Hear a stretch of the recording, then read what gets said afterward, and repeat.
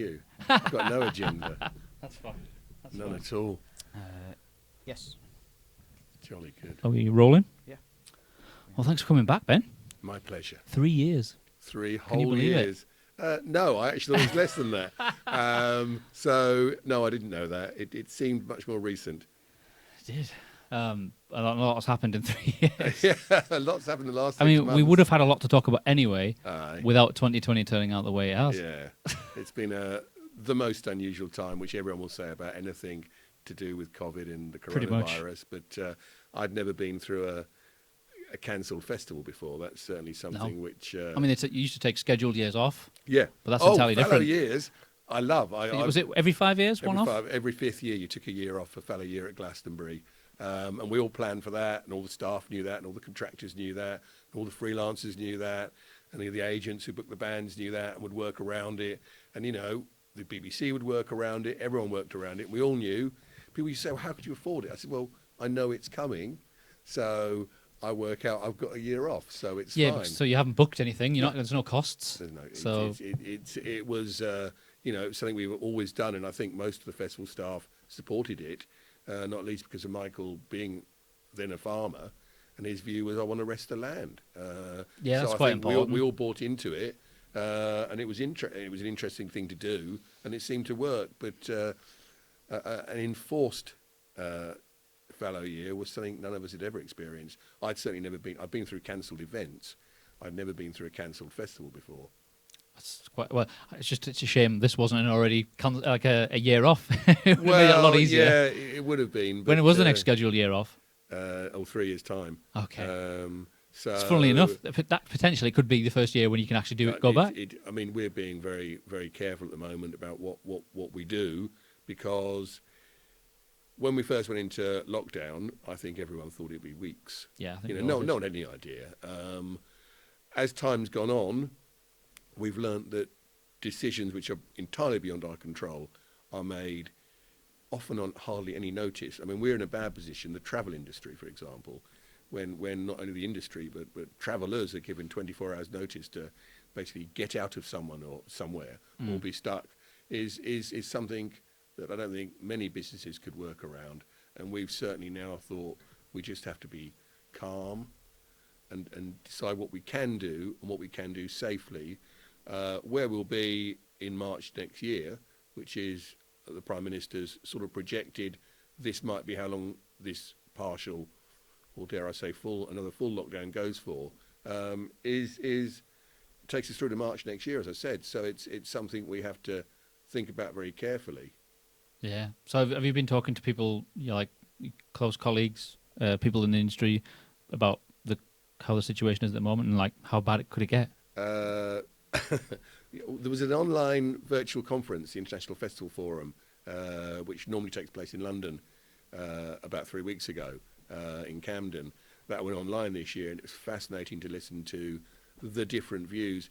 Also fascinating in a global business to listen to how different countries have reacted, and how some, in particular Southeast Asia, are basically coming out of full lockdown, or have come out of full lockdown, went into a sort of partial reopening, and now appear to be reopening because they pushed the rate of the virus down so much they can do that, whereas Europe and America clearly haven't. So, the Marc Geiger, who was a senior agent, he left William Morris a couple of months ago, more than that. He said, if I was running a business, or if I could advise you, take 2020 off, and if you can, take 2021 off. Which is something no one wants to hear, and we live in a world now where people tend to ignore what they don't want to hear. But if you're sensible and prudent, and you're told that by someone who's very experienced and has no agenda, then you think, right, that's probably sensible advice. So we're at Glastonbury, we're still looking at June 2021, because when would you normally start announcing it? We're lucky because we don't announce our acts, although we'd obviously had announced a lot of our acts, and the plan would be to rebook the 2020 bill. Just move it a year back. Yeah, we'll move everything, including our 50th anniversary celebrations, to 2021. The difference is we this year we knew we had to start building the festival in March, and again for 2021 we'll have to start building in March or the end of March, because it's a big festival and it takes a lot of build, and no one wants to do a light Glastonbury. It just wouldn't work in my opinion. So yes, I've talked to colleagues. I work with a lot of European festivals, and one of the difficulties has been that I see everything from my bubble in the United Kingdom, and the way the French government, the Spanish government, the German government, the Swiss government, and indeed not just the government, sometimes local states and areas with their own controls, like the cantons in Switzerland, you're looking at such different approaches.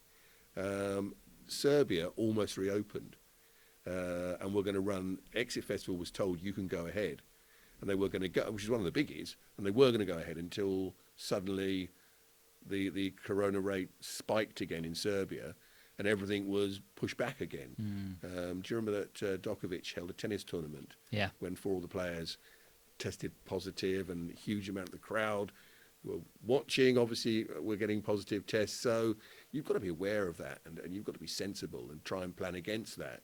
But international touring is so complex. So our headliners would not just be coming for Glastonbury. It's rare, even though we think, we're big, and we are big. And, it's a very respected, it's iconic, really. And some artists occasionally do come over just to do Glastonbury, not least because of the media exposure and the TV. Most artists, most international headline artists in particular, they might come and they'll be doing Europe. So they'll be doing the United Kingdom as part of Europe. They might do Glastonbury, they might do Roskilde, they might do Roskilde, they might do Lollapalooza. They might also be doing sort of, arena dates in France, a couple of stadiums in Germany. They might be going down to Greece and going to Spain and Italy, and that might be 2, 3 months, 4 months of work. It'll be planned a year, 2 years in advance.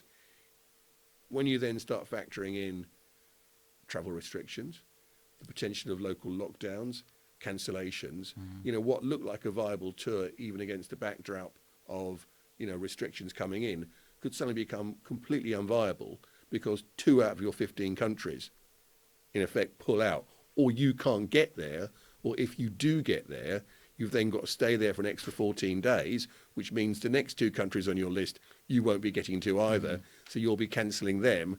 All of a sudden, what looked like, on paper at least, a sensible tour, a prudent tour, becomes something which is unworkable, leaving, I wish, thousands of fans, I don't wish they were disappointed, but fans, disappointed, businesses having incurred huge costs, and potential ruin. I mean, it's been bad anyway.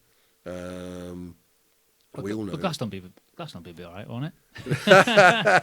You're like everything else. We're not immune. I mean, no one's immune to what's going on at the moment. It's unusual. I mean, I think we all wish we had something to go back to and say, right, well, we know what roughly will happen, and no one's got that information. No one at all. I mean, I think one of the most interesting things for me, because I'm a lawyer, was I didn't realise it at the time, but the insurance market withdrew communicable disease cover in January. In January, wow. I had never heard of the coronavirus. I might have heard of Wuhan, vaguely on the news, and you think, right, so the underwriters and the people who do that analysis for them had worked out there might be a problem. So they stopped offering cancellation insurance for anything to do with the coronavirus. Because doesn't that come under force majeure? It does. Which I'd never heard of until this. I said, as a lawyer, it's interesting. I do talk about force majeure, but never have I talked about force majeure as much. But force majeure it's a legal construct. It's not actually a thing. So you have contracts with a force majeure clause in them, which says if the concert is cancelled or the festival is cancelled for force majeure, this will happen. So for anyone who doesn't know, how would you describe what force majeure is? It's an intervening act beyond the control of any party. So for perhaps a flood or your venue burns down and it's not your fault. Tsunami, pandemic, and obviously pandemic being the one we're looking at now. So it's an intervening factor that means an event or whatever you're doing can't go ahead. So, for example, in the record industry, it used to be if the pressing plant burns down, the record label would be allowed to delay the release a vinyl record or a CD that needs to be pressed for 6 months until they find another supplier, Yeah. and they're not in breach of contract for doing that. And both parties step away, say, right, well, we need to have a reasonable solution, and that would have been built into the contract. And with that reasonable solution, the parties knew how to deal with it going forwards.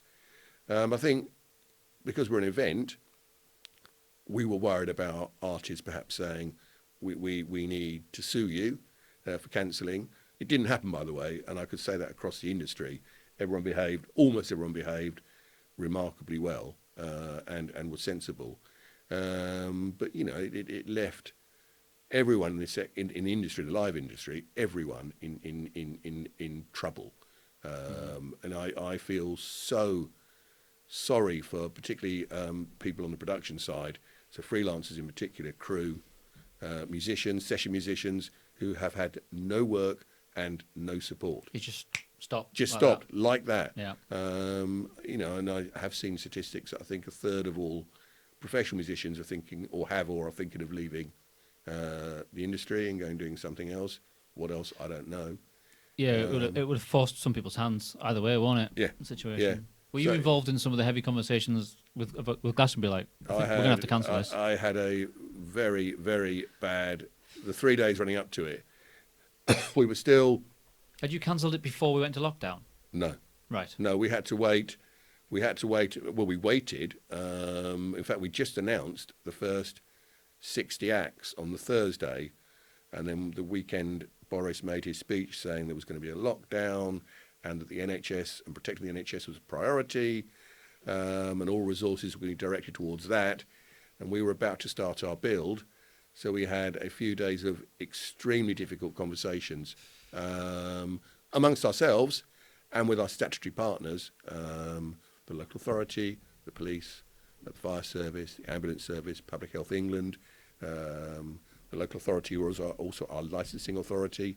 Because you're talking about important conversations that involve lots of people and lots of money. Yeah, It's yeah. So we cancelled early compared to everybody else Right. because of our build phase. And I got some criticism from other festivals saying, why have you cancelled? I mean, everyone... Back when we thought it was going to be 6 yeah, weeks. Yeah, and we said, well, we can't build. But you shouldn't have done that. You know, you should have kept going. It doesn't look good for the festival sector as a whole. And we said, we can't... From a UK, this is also a European festival saying that, American festival said, from a UK perspective, we have to make a decision. And we've spoken to our statutory partners, and there's no realistic hope of starting the build. And if it suddenly got clear by May, oh, wouldn't that have been wonderful? It would have been too late for us. Yeah. So it was a really, I mean, my medical, I got sciatica I've been hunched on my computer on the phone for sort of 3 days and not sleeping. Yeah. Because it was just such a it was the worst time of my life, really. I can imagine. In professional life, because it just unravelled so fast. And yet we had to be sensible and be prudent. One thing we did say, obviously, with the Glastonbury was, right, well, we need to, if people want refunds, we'll do refunds. And it was gratifying. There wasn't many. It's literally a handful. Yeah. It was extraordinary. No one wanted a refund. That's the luxury of being a sellout festival. So have It you was managed also- to move it, all of it, next year? to next year? Yeah. Wow. So every ticket is, unless people wanted a refund. I mean, or- with the artists as well, they've all... well, just that's agreed to- Or is that ongoing? it's ongoing because again, it's not just us. 'Cause they'll all have different... They could have different schedules They already would, see, next they year. might have an album cycle because obviously people are still recording, so they might have an album cycle Yeah. which they're then locked into, which means they can't tour. Or they would have been finished by this Or time they were, next yeah, year. you just don't know. Plus, we still might not be in a position this... Like, Yeah. by March, if you're not confident that you're going to be in a position to do a festival, then you just Well, can't. we'll have to decide, you know. just So can't. we are constantly talking to each other and to the booking agents in particular, but also to our suppliers to make sure everyone's, you know, at least understanding. You know, we try and be transparent as we can. Yeah. So at least people are understanding where we're going, and it's not just us. I mean, pretty much now there is a shared thinking that, you know, even with the different rules in Europe, and they are still different. They're all still really yeah. different. Yeah. Where we're going for the next 6 months, year. It's with the live entertainment and the arts. They're always the first. They will be the first to be cancelled and the last to be Yeah. reopened. Festivals in particular. Yeah, because I just can't. I was watching the other day. I was watching AC/DC live at Download in 1991 Oh. with about 70,000 people, and I just thought, when will we ever see that again? Yeah. Could be 2 years, 3 years.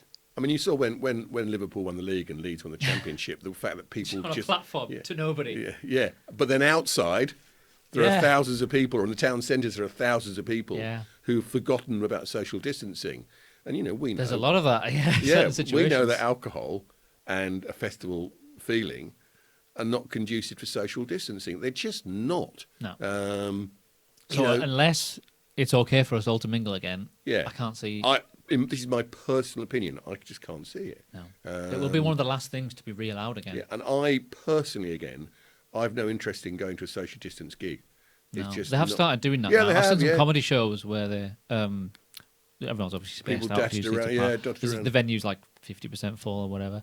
For comedy shows, I suppose, if they want to try and keep the ball rolling, fair enough. But But all the financially, I'm thinking, well, if it's only half full, No, it just doesn't stack up. That doesn't I seem mean, feasible the only long-term. ones, I think Camden, Clapham Grand did one, and they just said it's just not viable. It's not viable. Our costs have gone up, and our income's halved, or our income's quartered. It's just not. Without TV, without a big sponsor stepping in, without streaming, you know, it's great that, you know, some of the pop bands can do streaming and make a fortune, and I'm pleased they are doing that. But you know, for us, that's not an option. You know, we run a festival. We need to sell tickets, and whilst we are televised and we have the BBC as partners for our UK broadcast, at the moment that's not an option. So very few events, I think, can survive under let's say a 30% capacity with increased costs. No. It's impossible. was it? Did I see that? Was it the Flaming Lips? Did one of those concerts with Yeah, in inside in bubbles? bubbles, the whole audience. Do you see this? The band, is it Flaming Lips? Yeah, it's Flaming Lips, who've obviously, they've always performed well. The lead guy's always been in a bubble. Not always. He goes out into that's a his bubble. thing? Yeah, he's been done with it. He's You know, done like it. Zorbing. Oh, I did see a picture of this the other day, actually. Yeah, there's a clip on YouTube. Of Yeah. But then he got about a couple hundred people in the audience, all in their own Zorb all in, balls. and I remember thinking, how it gets hot and sweaty in there. I don't think Oh, you yeah. could jump around for an hour and a half. And like, It wouldn't be you nice, would it? breathe. It wouldn't be nice at I all. like the idea, and I thought it looks great, but is that? Well, does that it's work? great. I'm glad they did it because it gave people entertainment. He's found it. He's found it. There it is, and there it is. Yeah. I mean, it is a good idea, but it's their thing. But not everyone can do that. And again, the costs. Oh, there's a video.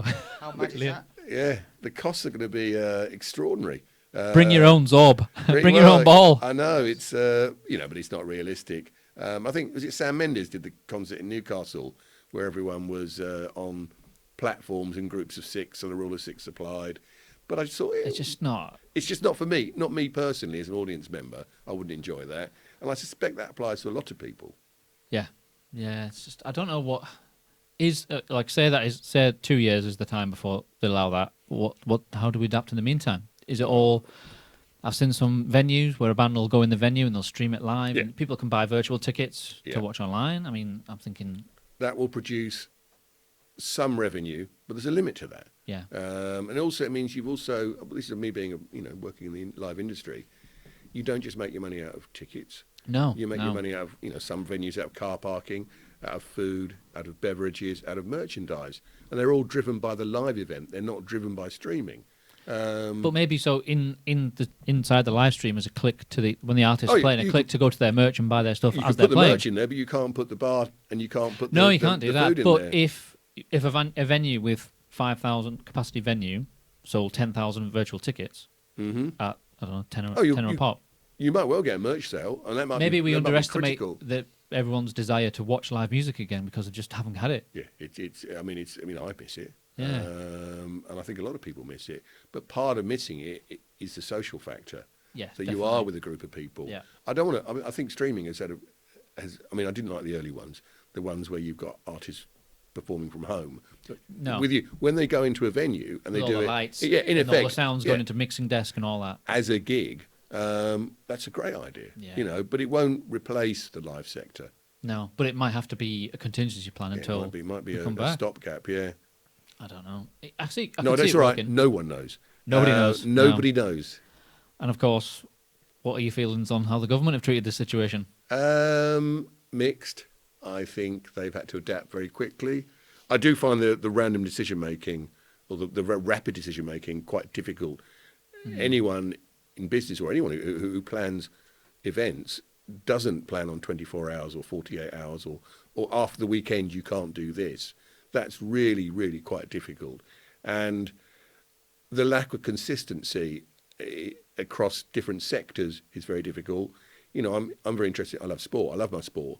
And it does seem mad that you had a Challenge Cup last weekend, Rugby League Challenge Cup, at an empty Wembley. You could have had 20,000 fans in there, all social distance. And yet... You're outside. You're outside, which is a positive. And yet restaurants and bars at the moment remain open.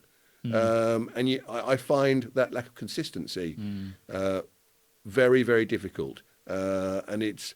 But, you know, I don't think it's all malicious. And to be fair, the government did stump up, was it 1.57 billion? And it has been, you know, I've got to say, I know people, I thought they would ignore the rock sector. I thought they'd completely ignore it and it would go to the museums, the classical sector, to ballet, to opera, arts in general, rather than, you know, sort of live music, which I love. But, it has provided a lifeline, but it hasn't provided a lifeline for people at the bottom. I don't mean the bottom, but as in individuals who are the bottom of the supply chain, who are getting nothing. Universal credit if they're lucky, but which I think is a stain on the government. But with furlough coming off, I know it's been replaced by a new scheme. That'll be across all sectors. That will be an interesting level of reality which no one's had to face up to yet in certain sectors. Yeah, because the first movement was the let the music play, was it? Yeah, with all the venues lit red. So that was just trying to highlight how important the sector was. Yeah. And to a certain degree it worked, but I don't know. In a way I feel sorry for the government, but at the time I'm thinking they've handled it, they've ballsed it up. Yeah. No one's been exactly in this situation before. No, I know. No one. I vary from almost sort of, I'd say day to day, but I think, why are you doing that? Like all the opposition who were slating them, yeah. could they have done anything better? I mean, they might have. Well, we wouldn't have done this, but they could have ballsed it up on something else. I mean, I find test and trace extremely challenging because I don't understand why they put the person who's in charge of test and trace, Baroness Dido Harding, in charge. And I'll be quite honest, I'm an ex-TalkTalk customer and had my credit card details removed from their secure environment. And I was fascinated to see that yesterday it was announced that test and trace are going to start providing details to the police. So quarantines and isolations can be enforced. And I find that, as ever with government, when they collect information, you always wonder, is it safe? And you're always promised it's safe.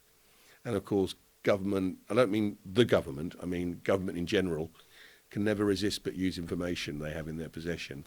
That seems to be what they base everything on. Yeah, there's a huge... Scientific, medical. I don't think the government has ever had so much data on what we do before. Because it's now, probably always been there. Well, but now we voluntarily submit. we scan a QR code when we go to a sports venue or sign in. Same with pubs and restaurants. But it's useless if not everyone is doing it. As a system, yes. So I vary between. I mean, I live in Keswick, which is clearly it's a tourist town, and it was bizarre in lockdown how empty the town was.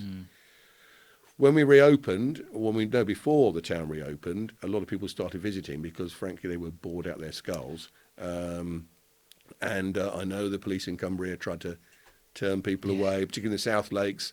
And the police were out, around Windermere. As if there was only 2 roads in and out. Yeah. Anyone sends me, I'll just go to the next junction. I'll pop in there. Yeah. No one will be at Shap. Let's be honest. There won't be a police roadblocks at Shap, so or further up, and then we just cut down again. It was difficult, and there were no toilets open in Keswick. There were no car parks open, so we did face this originally 2 or 3 weeks of quite weird times after the lockdown. And now the town is busy. Whether Is it a it's- lot of people from out of the Yeah. county coming in? Yeah, I thought so. Yeah. The B&Bs are mostly full. The rental homes, we have a lot of second homes. They are not all full now, but until I think 2 weeks ago, they were almost all full. What will happen with this new, the elongated half term, which is coming up, plus the threat of tier 3 lockdowns is going to be interesting. I suspect some people who have booked will now cancel, Right. but some won't.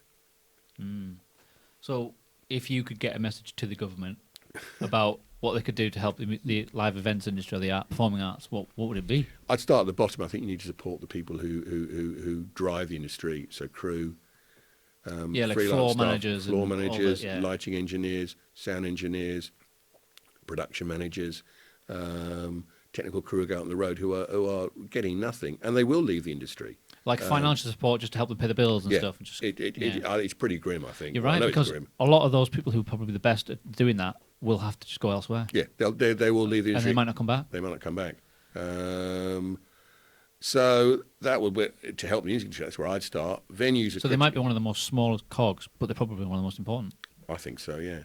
Venues are equally important. Now there has been money from the Cultural Recovery Fund given to quite a lot of venues. Whether it's enough, I saw the Lexington in London got 40% of what they'd asked for, and they said, "Well, thank you, but we still won't survive because the figure you gave you was to survive through." We asked for what we needed. What we needed to survive through, let's say, 6 months. Yeah. So if you give us 40%, we won't survive. So it's as simple as that. You've extended our life by 2 weeks. Yeah, which is pointless. Is what the government said they wouldn't do. Yeah. What they're doing is providing funding to sectors they're then making unsustainable. I'm sure when you talk to publicans and restaurant owners in tier 3 lockdown areas, they'll be saying the same thing. I think that's why Andy Burnham in Manchester is saying, if you're going to impose this on us, you have to come up with some sort of package of support. But I also appreciate help them do it. Help them do it. But I also appreciate there is no money tree. No. Where the 12 billion for track and trace has come from, and I do refuse to call it NHS track and trace because it's got nothing to do with the NHS Did at all. they've hired out like Yes, private, it's private four companies? or five now outsourced companies, which is an interesting business model to brand something NHS and then run it as an outsourced. I'm obviously going to conspiracy theories now, but the sort. Aren't we all? Yeah, aren't we all? Exactly. Yeah, and I do try not to. I did defriend a few people on Facebook. I put up a thing about where I went to university was King's College London, and they did some research saying it is possible that the vaccine won't be effective because it doesn't appear to stop reinfection, or at the moment, having had COVID doesn't necessarily stop reinfection. There have been a few cases where people have got a second infection. And they said, but we're not sure it would work because we don't know enough about it. And I asked friends who might have some scientific background to comment on that.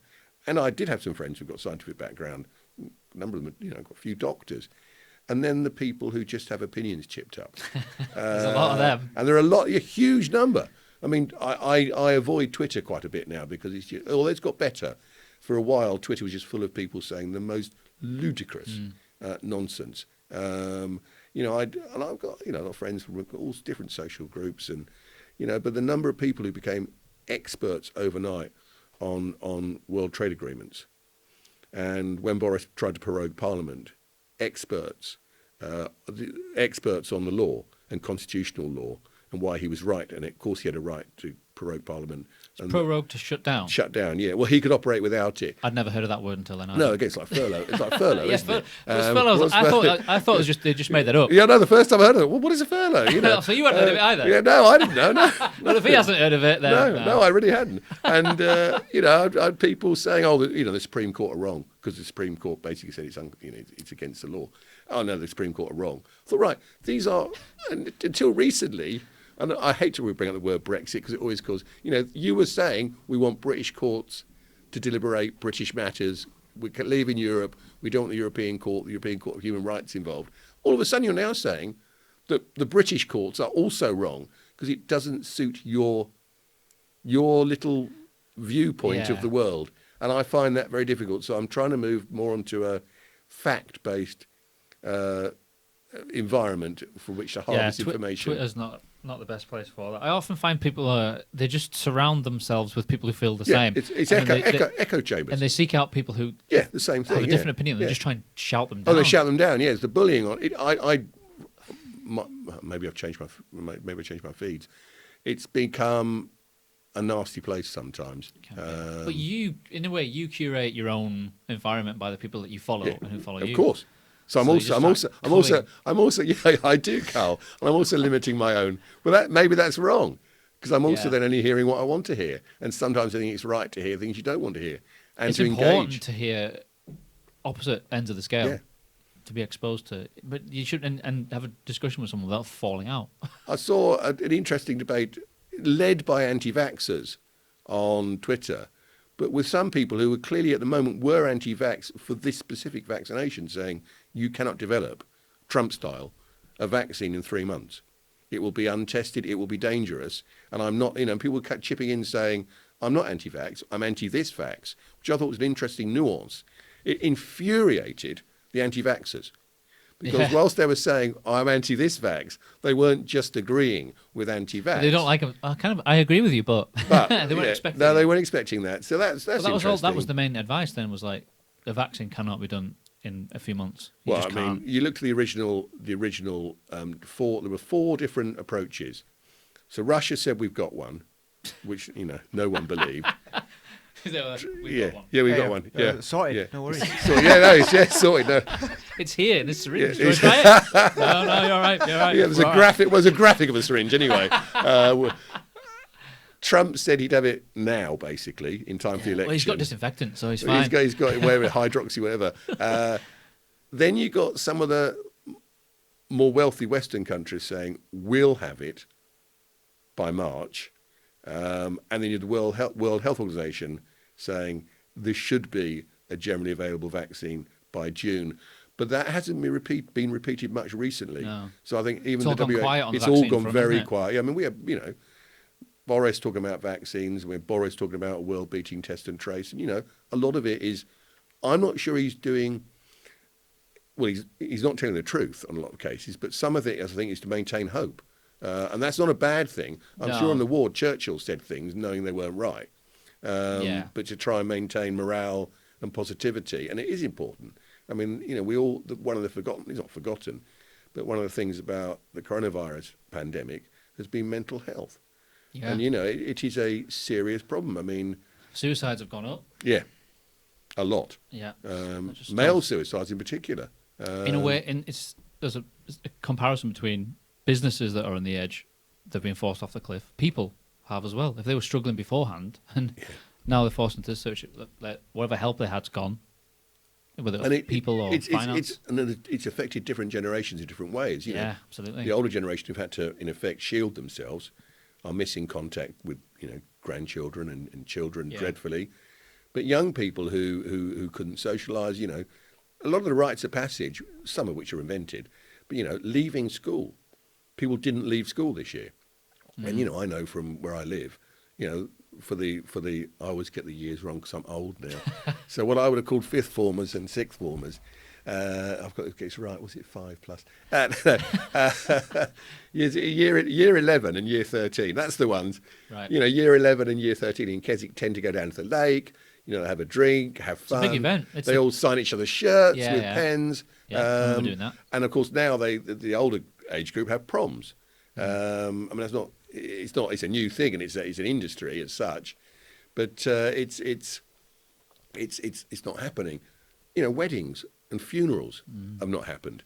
I've got a couple of friends who are professional photographers said just no work through the summer. Yeah, the people who do weddings, like the DJs. Yeah, DJs. That's their nothing. career just Absolutely gone. nothing. I was talking. One of the Westmoreland League referees is a DJ.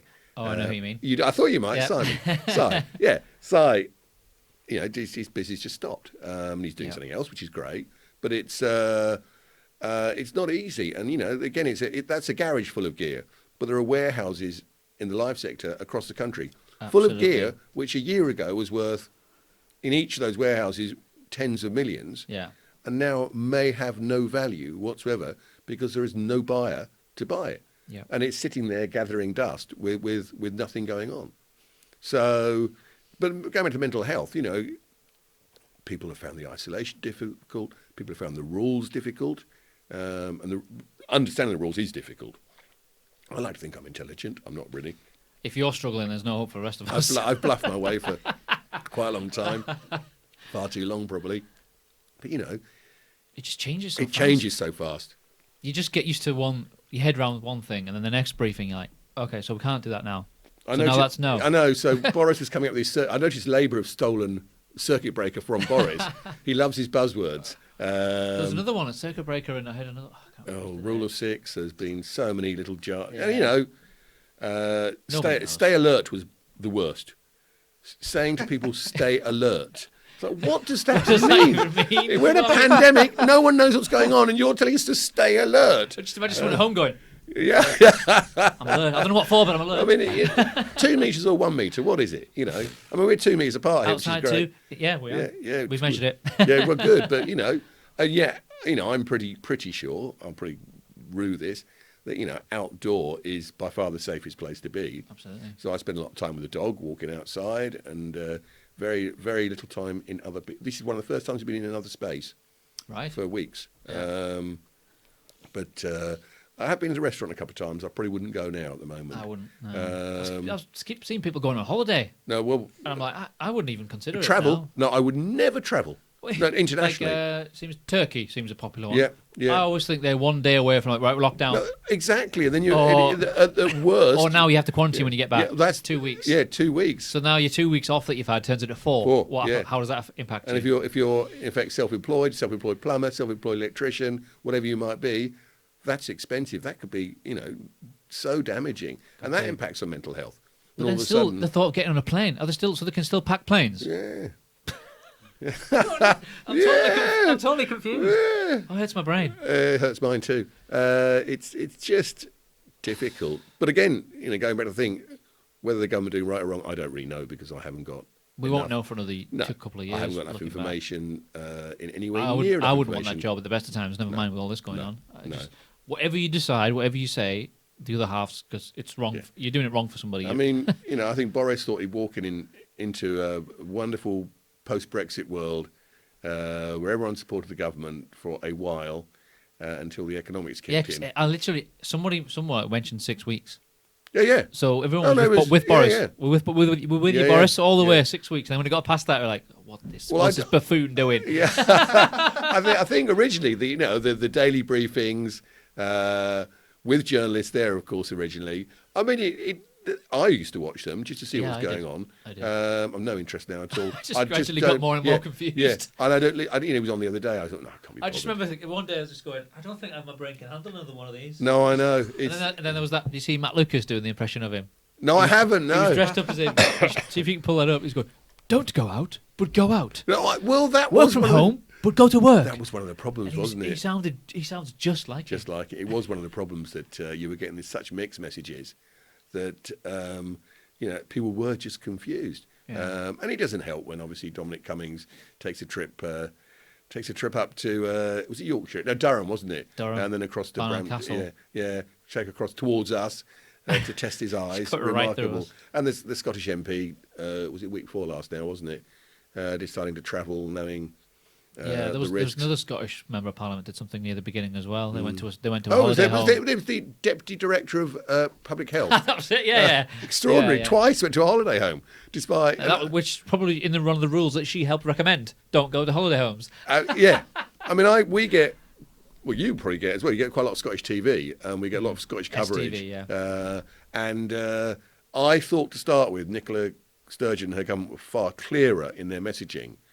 However, they have the same rising rates of test and now cases as we do. I mean, Wales seem to have. I thought Wales seemed to have a good plan, but South Wales in particular is very, very tricky now. I always find Scotland just whatever England doing when we're not doing no, that. If England done that, we're not doing that. No, we'll do this instead. You might get a bit of that. I think you do get a bit of that. It's to a point, it's probably worked. It will. But the rates and everything, they can just catch up at any time. Yeah, you look across Europe, and I do because I work with Yourope, the European Festivals Association. I do talk to colleagues in other countries, and they all have different approaches. there doesn't seem to be anything that really works. I mean, Sweden was the obvious one where they said, we're not actually going to do a proper lockdown. We'll have social distancing, but businesses stay open. They don't seem to have done any worse, put it like that. Spain's had serious problems again. Italy, of course, was the worst to start with. It still has problems. Belgium spiked hugely in the last few days. So I don't know what the answers are. But then when it, like a few weeks ago, or a couple of months ago, when it was, we're going to open bars and restaurants, then we're going to send everyone back to uni. I was thinking, what's going to happen then? Clearly the uni, I mean, you just look at the rates of positive testing. I'm not saying that, they're not completely to blame, but it certainly had an effect. Of course, they said huge. I mean, in the northeast mayors and authorities saying, look, you have to notice that huge spikes are in, Northumbria University, Newcastle University. It's not the general public. It is massive young people who. I am risking having an opinion here now. On saying I know nothing about. You're allowed. But young people who aren't going to probably have quite possibly any symptoms, and if they do have symptoms, they're very mild.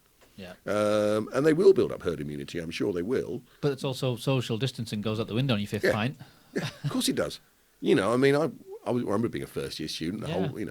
Whilst of course I worked very hard to get my law degree. Well, you must have. Eventually. I'm a qualified forger. I'm just very good at doing. In those days, you could just do paper certificates and get away with it like that. And now it's even easier. Just hack into somewhere and change your grades. And I didn't have to leave in the first year. I got through year 3, and look, I've got first class honours. Well, it used to be the first year was just a write-off. Well, it was. Yeah, I got first year in brackets party. But it was. Yeah. I did do work, but I do feel sorry for those younger people now because they're not. No, again, totally the university experience is going to be very, very different. And a lot of it is based around socialisation.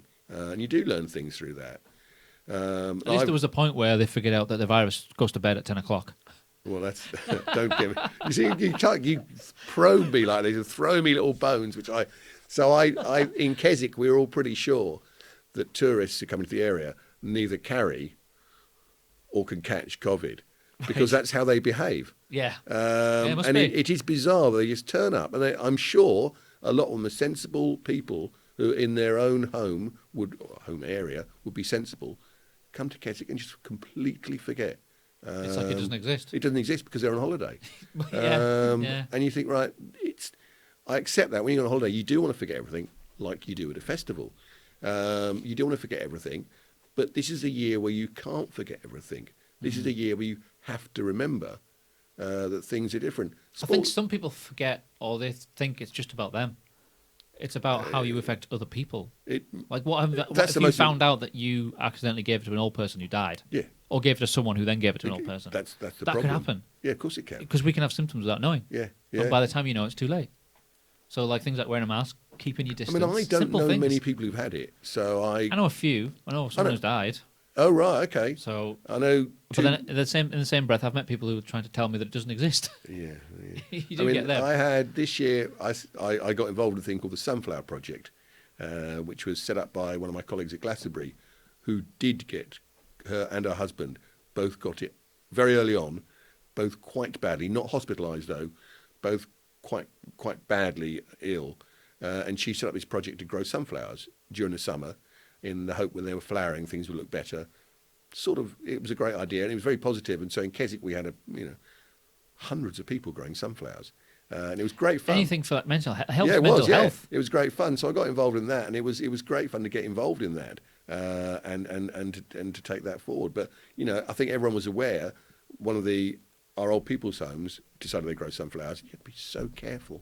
Yeah. So the lady came round. I left some seedlings out for her and some seeds out for her on a bench outside my house. What time you come around, they'll be out for you. There's no way I could have gone round there. It's also difficult because your instinct is like, I'll help them. Of course, yeah. You don't have to come to me. You want to grow sunflowers. You're like watching out the window going, don't fall over, don't fall over. No. It's one of the staff members, by the way. But it's 100 yards away. Of course I'd have taken it round. Yeah. It's like when you arrived tonight, I want to shake your hand. Yeah, I still can't get. We did this sort of strange little hesitant fist bump. It's just. I mean, sports been odd. I mean, because rugby league and rugby union hasn't come back. Rugby league.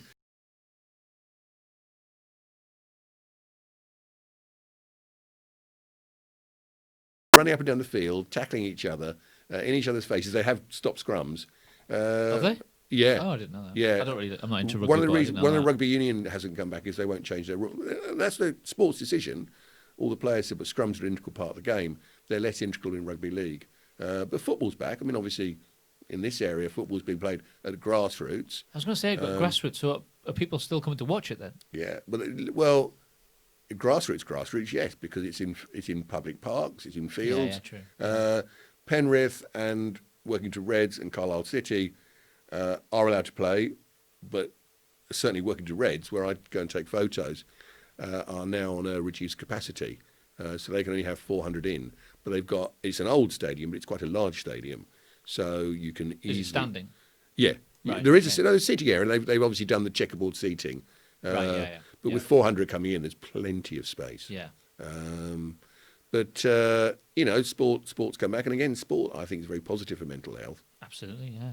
People need it's part of people's lives, and we can't just sit at home and stare at walls. No, but you get the latest one which came out 5:30 on Friday, affecting games on Saturday, was they put Lancashire into Tier 3, and in the Westmoreland League, I hadn't thought of the sport implications of that. Yeah. So suddenly Keswick were meant to play Marsh United, who are based near Lancaster, on the Saturday gone. So that was cancelled. But it was cancelled last minute because we were suddenly, basically informed by this. And I don't think, again, I'm not criticising the FA. It was the six Northwestern FAs said, right, we have to say now, teams can't travel to or from Tier 3 areas. Yeah. And spectators shouldn't be travelling at all. But it's that rapid, almost knee-jerk reaction, which it's so difficult to plan around. It is, yeah. So how have you coped with it then, personally? Me? Have you been all right? Are you okay? I'm all right, yeah.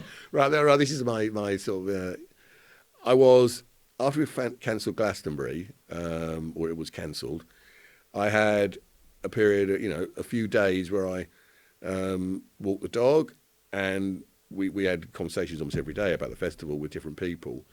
And then I got busy, because the one thing everyone want to talk to because the European festivals, they want advice, and I'm a contracted intellectual property lawyer, and I work in the live sector. So we said the words force majeure right at the start. Yeah. So I was being quizzed, challenged, talked to, asked for advice, all day on force majeure and how we could construct contracts. You had to get your books back out to read up on it. Maybe. I also looked at different sectors. I've got friends who work in sports. I've got a friend who works at the Olympics, and I was talking to them about what they were doing going forwards. So I was doing that, and then come May, the BBC said, we'd love to do something, even though there's no festival, we'd love to do something to celebrate. The highlights. Yeah, well, it was more than highlights. We put, I think, nearly over 100 acts, sets on the iPlayer. And then we had, I think, about 11 hours over the weekend. So we had Adele with the Arctic Monkeys. We had all some of our classic sets, David Bowie. And basically, I've got videos, all videos I'll see again. DVDs even. Cassettes. Okay. Cassettes. I have these in my possession. But I still watched them, and I loved it. I thought Adele was... I've forgotten how good the show was.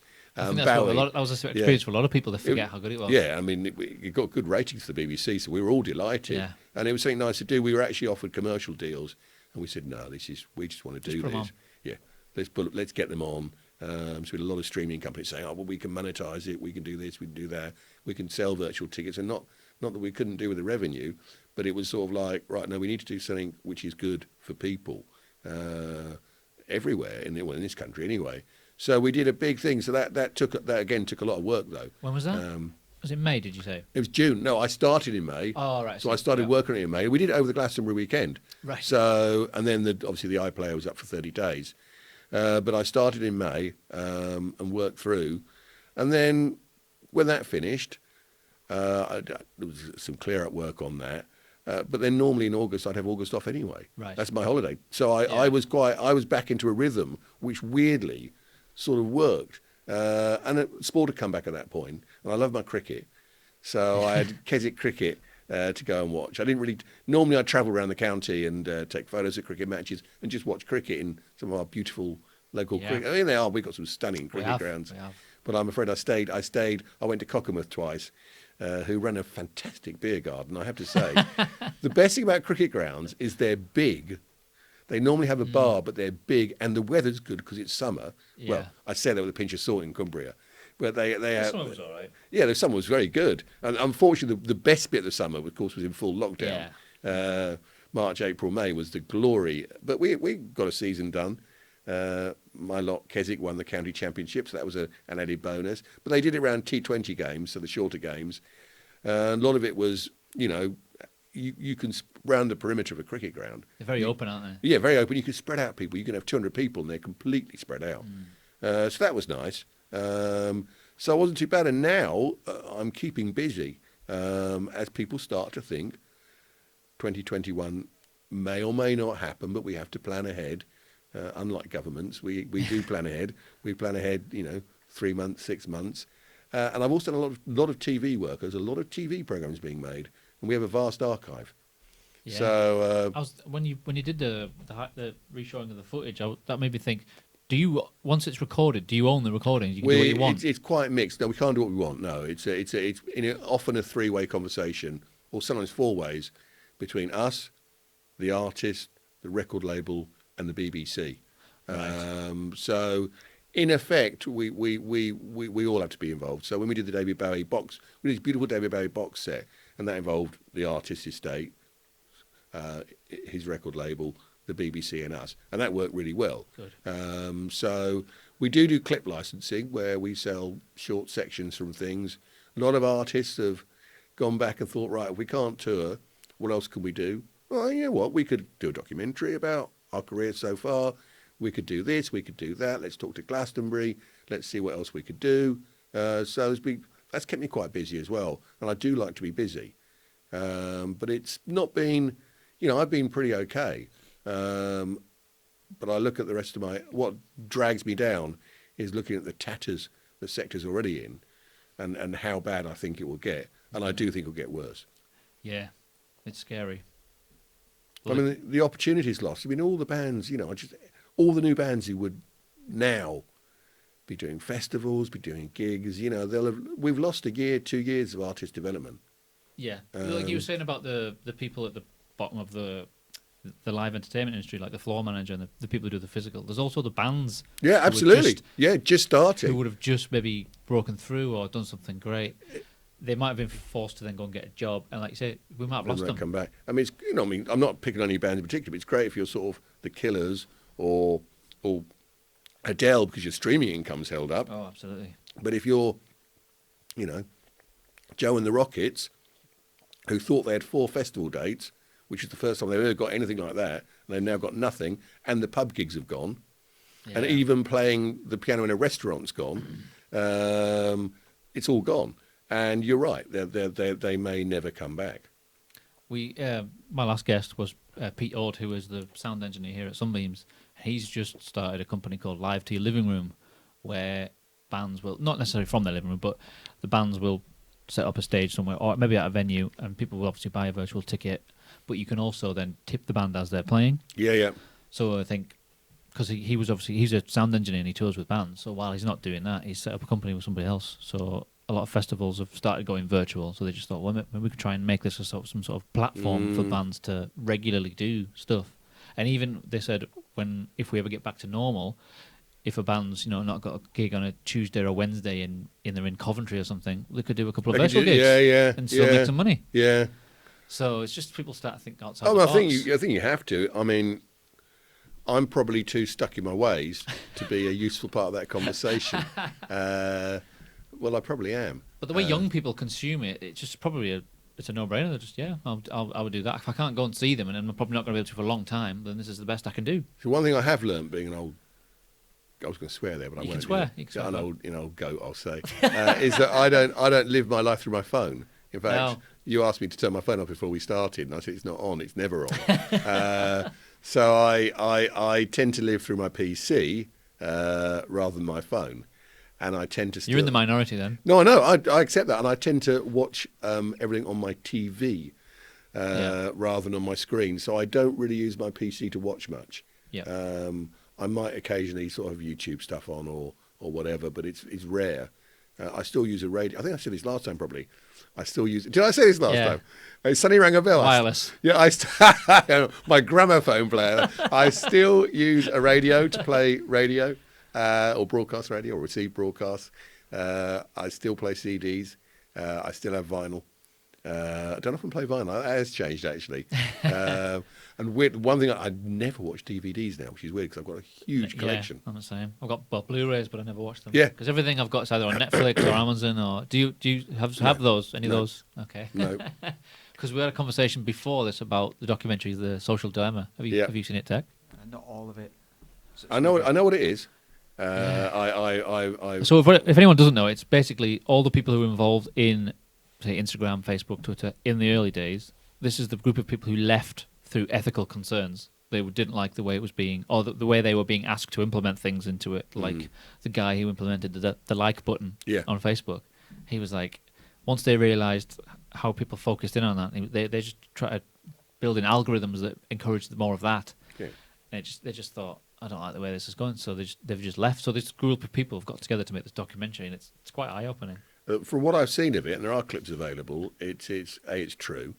You can't. I'm quite aware that certain of my emails are scanned because I get direct marketing attached to them through my email service. Is that right? How do you know that I've been talking about a fridge?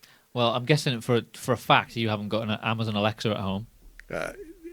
No. Because I've got a couple, and me and the wife could be having a conversation, and then lo and behold, I'll go on to something, and it'll be an advert for something we've just literally been talking about. Yeah. You tell That's me. That's not coincidental. No, it's not coincidental. I'll probably get thrown off Facebook. When I started Facebook, because I am very cynical, I deliberately entered quite a lot of wrong data on my likes and preferences. Thank goodness I did, despite the fact I was besieged by idiotic nonsense being sent to me by Facebook about jazz, and I'm afraid I don't like jazz. But you told them that you did. So yeah, I did. I know. So that it's your fault. So I did put some rubbish in, but I'm fully aware, and I'm also now aware of the toxicity of likes and the need you almost get to be liked or things you've done liked, and I have withdrawn from that now. Yeah. So I do my sports photography, and I just don't care now. I'm not going to push things, market things. All of those people who are in it don't let any of their kids have social media until they're not going to until they're like 18. Yeah. It's not new. I mean, I did a master's degree in mass communications quite a long time ago, before the internet had started. So talking 90s? Yeah, end of the 90s. So the internet was there. You had chat rooms, websites, email was there. It might have been pre-MySpace. That was early 2000s. But they went back through. But and history is an important thing. It's the one thing I've learned going through life is don't forget history. History is relevant. Absolutely. And mass communications. There was one of the theories of mass communication is the magic bullet theory, and that was brought in when advertising started initially in America. That people will watch an advert and believe it. And it was called the magic bullet. And that in itself was taken out of particularly Nazi propaganda, because the Nazis in the Second World War were brilliant at using film. It's the way it's presented, isn't it? Yeah, their visuals were brilliant, the rallies, the way they were filmed, the way they used radio broadcasts, the way they manipulated the press to promote their theories and their ideas. All of those, that's not new. And in some ways what you're saying now. But what's different now is the way that data is now analysed. So in the past, what the magic bullet said was there is no magic bullet. You can't just send stuff to people. Eventually, if they don't believe it, they really will just say, that can't be true. Or they start to engage with it in different ways. So, like I mentioned earlier with the anti-vaxxers, you might get people saying, oh, you're wrong, I agree with you, but you're wrong. And now we're going to take your theory and move it over here. So you get that. But some of it is just propaganda in particular. And obviously at the moment with the briefings, where the government talk to us, public information films, the advertising, the NHS test and trace idea, it is propaganda. But moving on from that, is the new thing of the analysis of data, the harvesting of huge amounts of data, and now it can be It's currency. It's valuable beyond almost anything else now. I think we all thought the internet would be this benign source of information. It was just for nerds initially. Yeah, just for nerds initially, Nerds. and then this amazing source of information, sort of Wikipedia, and sort of all these great places you could go to find things out.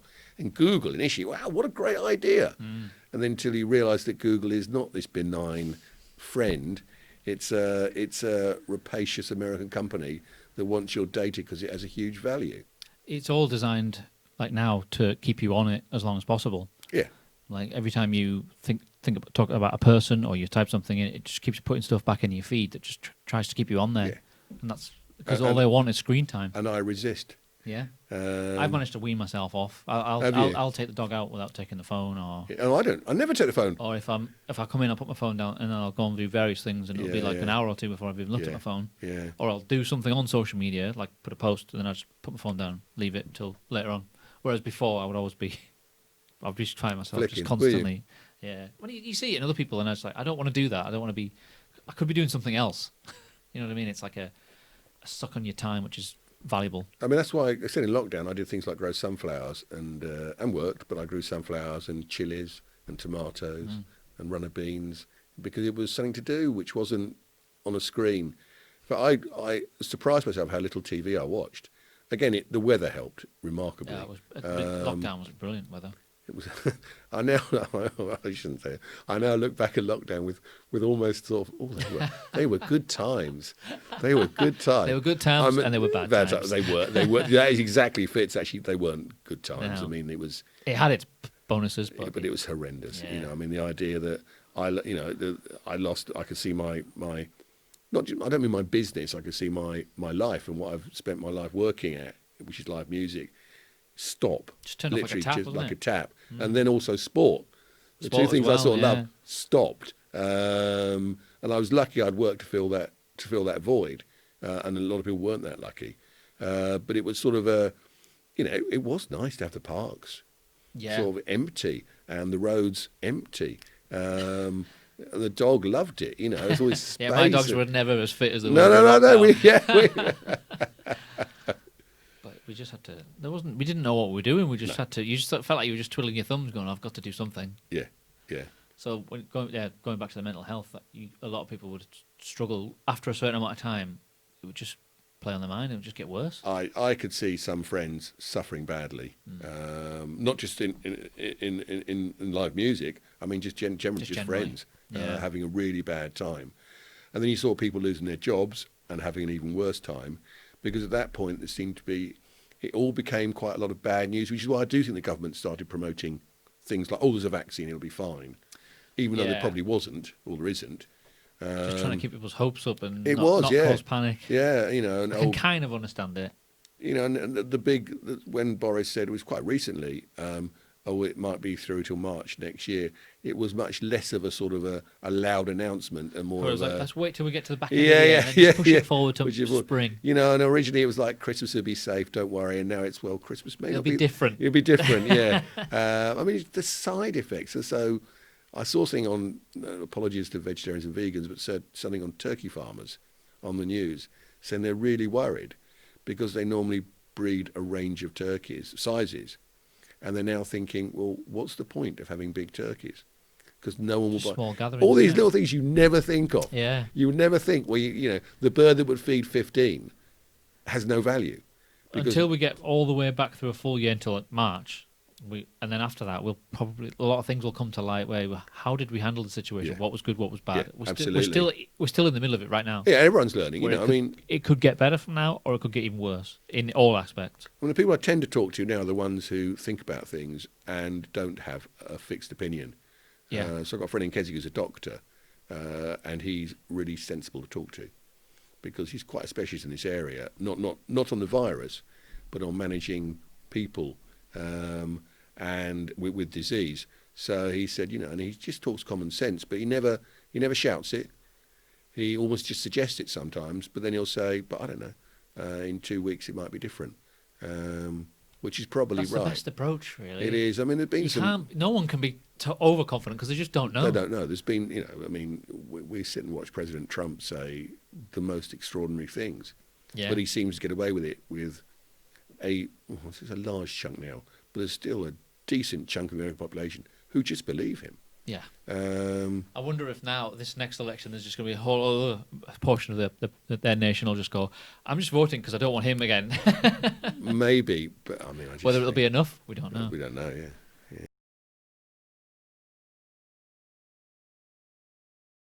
No one really knows. I remember. Should we just check we've said Brexit twice? Is that within the rules? I just want to check. Yeah, we're not a political podcast. I'm an idiot. I know bugger all. Well, let's keep. But I just remember, I was out of the conversation, but people vote talking. Yeah, we need to leave. Other people, yeah, we need to remain because of this. We have to. I was like, how can you know? No one knew. Until you actually either leave or you stay. We won't know whether. I mean, we still haven't left. Officially, still going on, but we won't know until we've done it. Whether no, I mean, I think a little microcosm of that is farmers who almost to a one, the ones I know, were pro-Brexit, and almost to a one now are, why have we done this? No one told us what was going to happen. Yeah, that's the other argument. I've got quite a few people I know who work in haulage, including a couple of my relatives who are also pro-Brexit, and now they sit and look at the Nigel Farage lorry park in Kent. Have you seen this giant? There's a giant lorry park being built because obviously there'll be border checks now and delays on, we're not an open market and we're not a free market anymore. There'll be borders. So they built this in. And it's not called the Nigel Farage yet. But That's what it's going to be called. But the local people are trying to get it called the Nigel Farage lorry park. It's like, what rhymes with Farage? I need some. Oh, no. So it just rolls off the tongue. Nigel Farage garage. You never ask the public because you'll get Boaty McBoatface again. I mean, they just do the best. I wish things. they'd called that boat that. No, I do as well. So when they Welsh, I think they didn't call the boat that, but they called something else. The safety boat or something like that. The tender, the lifeboat, yeah. But fantastic. But yes, there are. I mean, people had opinions and still do. Of course, some people still do, and whether they're right or wrong, they didn't know what they were basing them on. No. So they see people shouting and they're so sure about something. That's where I found Twitter very difficult at that time. Going, I don't know. How do you know? How do you know? Twitter at that time was very difficult, really quite difficult, with people just saying the most ludicrous things.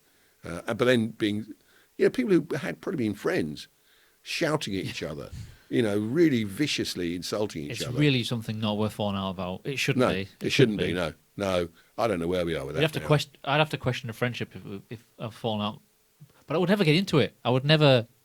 I wouldn't. If someone was ranting at me, I'd be like, well, I don't know. I think there are a large number of middle-aged people and older people who did believe three words: oven-ready Brexit, and in any interpretation of that was a lie. I mean, we clearly haven't got. Well, there were two things: get Brexit done. That was true. We have Brexited, if that's a proper word. Second bit was oven-ready Brexit, which I think everyone believed was we've got it ready. Talks with the EU have gone well. We've got a deal in place to leave, and clearly we haven't. And that's not me saying; that's the Prime Minister saying it. Yeah, I read something about Trump that was similar when he was we're going to build a wall. Yeah, there is no wall. I mean, there is some, but there's a fence. They were arguing that that's how he won. That he basically that was one of the main things that. And it's a simple message. Yeah. So get Brexit done and oven-ready Brexit. Two simple messages. It almost reminds me of the people who walk past all the headlines, or they buy newspapers and they read the headlines and they just believe it. Well, that's what Twitter is. Yeah. Twitter is headlines. Facebook is make memes. your opinion on the headline. Don't even read the article. It's irrelevant. Yeah. Because sometimes you get it. I mean, that's another thing. Clickbait. I've stopped with all that now. When they're like, find out what such and such has said. I was like, I don't care. Usually, if it's about football or something I'm actually interested in, I've stopped because usually the headline doesn't. The article's completely different to the headline. They've worded it weird. I'm like, it doesn't even make any sense. And they're just getting it. People will just read the headline and then they'll just spout an opinion based on the headline, even though they didn't read the article. Yeah. There's a lot of that going on. A lot of that. I'm probably guilty of that occasionally. Yeah. Just see something. It's interesting information, and don't process the detail. Because the detail is or someone who would too much effort believe everything they read. There's certainly a large portion of people, especially in a newspaper. I'm reading stuff in the newspaper. Not that I very rarely do, but I'm just going, I'm not sure about this. The Keswick Reminder is very good. Is it right? Okay. It's very impartial. Yeah. It's very good. I say Why that. you write it? Not anymore. No, I never did. The trouble is with all these promises and stuff by the government is obviously they've gone back on a lot of stuff. So why is it that a year or two down the line people seem to forget and then start the cycle of believing you're right. again? We all forget so quickly. Short memories. As a society now, we forget. But this is the thing with technology these days. People just pull up a clip. Here's what you said on this date. Yeah. But Trump's immune to it. Oh, he's immune to everything. He's just an idiot. It's all, Teflon. He's just one of those old granddads. Why is he still in charge? Take the keys off him. Because he says what people want to hear. Yeah, it doesn't and that works now, whether If you it's true think- or not. If you think of some of the things that he's said in public, whether it's on Twitter or in a speech, like- How's he got the church behind him? I don't know. But I often think if that was Boris or someone in this country, there would be consequences of them saying things. I mean, I think our society is different to American society, but you're right. We have forgotten how to remember. Things that you think we should never forget this. This is important. What you're saying is important. Once 6 months have gone by, it's just forgotten, and people reinvent what they said. Yeah. So at the minute, I do again with our farmers. That's not how I remember it. No, I know people. Well, yeah, and people rewrite history as well. It's much easier to rewrite history when everything's digital. But you think it'd be more difficult now because everything's documented and easily traced Yeah, back. and it is. But you could, oh no, my blog never said that. And so I've got screen Go grab. back, delete it. Oh, I've got screenshots. No, you must have faked that, and people just bustle on and sort of, carry on regardless. I mean, people do get caught out, and it's not clever, but it's where we are, and it's a very different world. We seem to be at a very pivotal point now. I think this is why a lot of people are so outraged about politics nowadays, is because they say one thing and then they go back on it, and then people forget. And the people who are the sort of anti-Brexit types will say, well, take a look at these characters that are giving you all these promises. Of course they're going to go back on it. Yeah. But ministers don't resign anymore. In fact, it's almost like, oh no, I should stay in office because I made these dreadful mistakes. Give me a chance to rectify them. I'll learn from that and go. It's like, no, you made these dreadful mistakes. Yeah. It was ages ago. As a minister who resigned, I can't remember. It may have been Estelle Morris, who said, "I just don't understand the brief." I think she was Education Secretary. I thought, good for you. Do you know honesty. what? A bit of honesty. Yeah. Wow, how refreshing. I wish you'd stayed now. Being honest, I wish you'd stayed. Yeah. Even though you say you didn't know what you're doing. I mean, I'm paraphrasing her, by the way. Yeah. But it was refreshingly honest. We could do a bit of that now. We could, but I don't think Well, like you were saying, we're not going to get it. So there's a difference between, but you could be too honest though and cause panic and yeah, that which is true, by the way. I mean, I think you're right. Like, remember at the beginning when there was all the toilet rolls and toothpaste and stuff, and I just remember thinking, I'm sure no one's come out and said there's a shortage of toilet roll. Go and get it. No one said that. It was never said. In fact, all that was said was, okay, the symptoms of COVID are this. You might have to be at home for quite a while. You don't get diarrhea. Yeah. You're not going to be ill. What else were people buying? Tin tomatoes they were buying. Yeah, there was because beans. Beans, tin tomatoes, but toilet rolls was a big one, wasn't it? it was just Armageddon food, basically. Yeah. Apocalypse And then food. there was pictures of like NHS workers coming at the end of a shift. Yeah, shifts, yeah.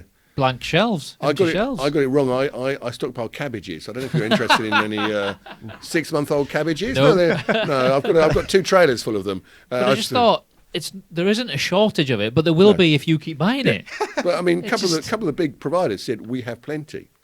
We could keep providing. Not the brand. No. Oh no, We've got plenty of plenty. I'm not doing brand plugging. No, just saying, look, we could resupply. We've got, but they eventually, of course, the shops were stripped. Yep. And they reprovided and they stripped again, and then eventually people started. Then they started doing pasta. limiting. You're right. Was it pasta? Was the other one? Pasta and rice. Yeah, there's pasta. Basically, just long shelf life food. But then at a point they said you can only have 2 or 3 per, Yeah. which is you surely should be buying anyway. And then weird things like, do you bake at all? Sometimes. Okay, self-raising flour disappeared because Oh, everyone started baking, yeah, it and did it for a wasn't. while, didn't it? Wasn't to do with the amount of flour. There was plenty of flour available because a lot of the big bakeries shut down, but there was no packaging. So they couldn't make it. They couldn't. They had it, but they just couldn't get it to people. we're a baking household, and I just had this idea. So there's a lady who set up a business just before lockdown called Chinty in Keswick, And it's brilliant. Does sort of deliveries, food. It's got a sort of organic cafe, which obviously then had to shut down. She ramped up the delivery service, but she was doing a lot of baking, beautiful scones.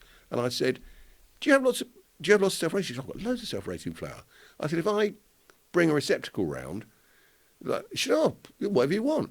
What she couldn't get was bags, but she was of course buying the big sacks of flour because she ran a baking business. There was lots of flour around, just no packaging, which is weird. So it's what we buy flour in, so a kilogram or a 2 kilogram bag, they weren't available. But the flour was, but the packaging wasn't. So funny things happen. Yeah. But yeah, stockpiling came out of media. Yeah, I think obviously must the media have a lot of responsibility in that. And us. And we have responsibility because people would, we've got to get toilet roll. Oh my God. And it's it amplifies, but because of where we are now with digital media, it amplifies so quickly. Yeah. I mean, there have been runs, I remember, I'm 59 now, growing up, sugar shortages, and it was completely down to panic buying. Right. But they took longer to become shortages. Now it's almost overnight. Well, the problem is now one person puts a picture of an empty shelf on social absolutely. Media, and everyone knows. Like, right, go exactly. Get some. Online, exactly. order it all online. Exactly. It just feels that there's so many There was things. a brief scare of it coming back again. Like yes, last month. you're right. You're Yeah. right. So, admittedly, I went to Aldi and bought 24 pack of toilet roll. Did you? Oh, you see? Why? I needed some at the time. Oh, that's Right. fair So I was enough. like, I may as well buy the big pack. I just got Yeah, one, yeah. just one. Just one. Just one. Yeah, Just one. it'll keep me going for a long time. Yeah. It's well, it happens. We all react. We are all influenceable. Unless you live And in we haven't quite been in any kind of situation like this. no, but unless you live in a cave with no communications with anybody, you will be influenceable, and people are. Do you think like a world war was the last thing that was as effective worldwide as something like this? You can't compare the two, but in terms of the overall effect, long term as well. I imagine so. Yeah, I don't think think of anything else There's that's- been nothing else in my experience like this since I didn't grow up in the Second World War. My mother did, and my grandparents fought in the war, and the two wars. So I guess not. I mean, after the First World War, of course, there was what's called the Spanish flu, which was hugely more lethal than coronavirus, and it also. My great uncle, who fought in the war, then died of the Spanish flu in 1919. So So one of my other great uncles died in a naval battle. So my great grandmother got back one of her sons, who then died of the Spanish flu. So that was the last sort of big. But SARS and avian bird flu have never gone away, by the way. And I would mention there's no vaccines for them either, which is always slightly alarming. And as a teenager, well, not a teenager, when I got to university, HIV and AIDS became, and there's no vaccine for that either. So it's worrying. We have occasionally had communicable diseases which have come in, which we've not dealt with as well as we'd hoped to. But nothing's had the same economic and social, what's the word? I mean, what's it done to it? Impact, yeah. I was trying to think of something more negative, though, on what we do and how we live. Yeah. As this says. I mean, some of the environmentalists were saying, certainly early lockdown was brilliant for the planet. Because emissions went stopped. The carbon, Cars, burned. factories. Yeah, everything just stopped. And international travel stopped. Shipping The scientists would never have been able to have that kind of data happen because you couldn't force everyone to stop. Just stop for 3 months. We'll see what happens to the planet. Will it recover or not? So that was perhaps a bonus. But it's overall, has anything ever had this impact? No, I don't think so. Not since Second World War. After the wars, it took a long time to get back fully on track, and I imagine that'll be the same for this. And it will still be feeling the effect, even if we had a vaccine in a year or two. Years after that, all the financial side of it, it'll still take a long time. And it will be different. I mean, going back to what we do, live music, it will still have so many people left the sector or the business. Yeah, and they won't be coming back, whatever the situation. Does that mean in the future, whatever we want to do, we can only run at 50% of what we used to because there's not enough Portaloo providers now, there's not enough fencing companies, all the people who can safely put up stages, safely put up lights, safely do live sound, they've all gone, or half of them are gone. Yeah. And the other thing is, let's say it takes 2 years, the people who would normally be training in these 2 years, doing apprenticeships or on-the-job experience, they're not doing it. So we'll also lose another, a whole generation, but another 2 years worth of really keen young people who would have been coming in and learning and then going on to take, more senior roles and develop that side of the business. They're not coming through either. Even if they want to. I mean, I know people are still at university doing their degrees, and there'll be people doing live music specialities and music management. They'll still be doing them, but they'll be getting come through that, and there'll be no opportunities. No opportunities and no experience on the way. So at Glastonbury, we have every year 30 students from Solent University, Southampton Solent, who come and they love it. They come and they cover 2 of our stages live on live TV. Wow, that's good. That footage is made available to BBC. They do all our news coverage, so all our on-site, which goes out globally. Reuters take it, Associated Press take it. So they get real experience. They're working at a real festival, covering, big bands on stages. So they work in our Sonic stage, which is our Silver Haze area, the dance area, and in Leftfield, which is Billy Bragg's political tent, which is a mixture of live music and speech. And they get fantastic experience. And they're not. So this year, that's 30 students who haven't got that. And as you say, when they finish their degrees, they also won't have anything to go to unless things improve quickly. So it could, like not a generation, but for a year or two, they'll skip a huge chunk of people who could have been the next generation. And of whatever. they will go. They won't be able to get their foot in the door. They'll be forced to go do something else. So one of my godsons had an apprenticeship lined up with a live lighting company. So he's now retraining as a normal electrician. So he would have gone into hopefully live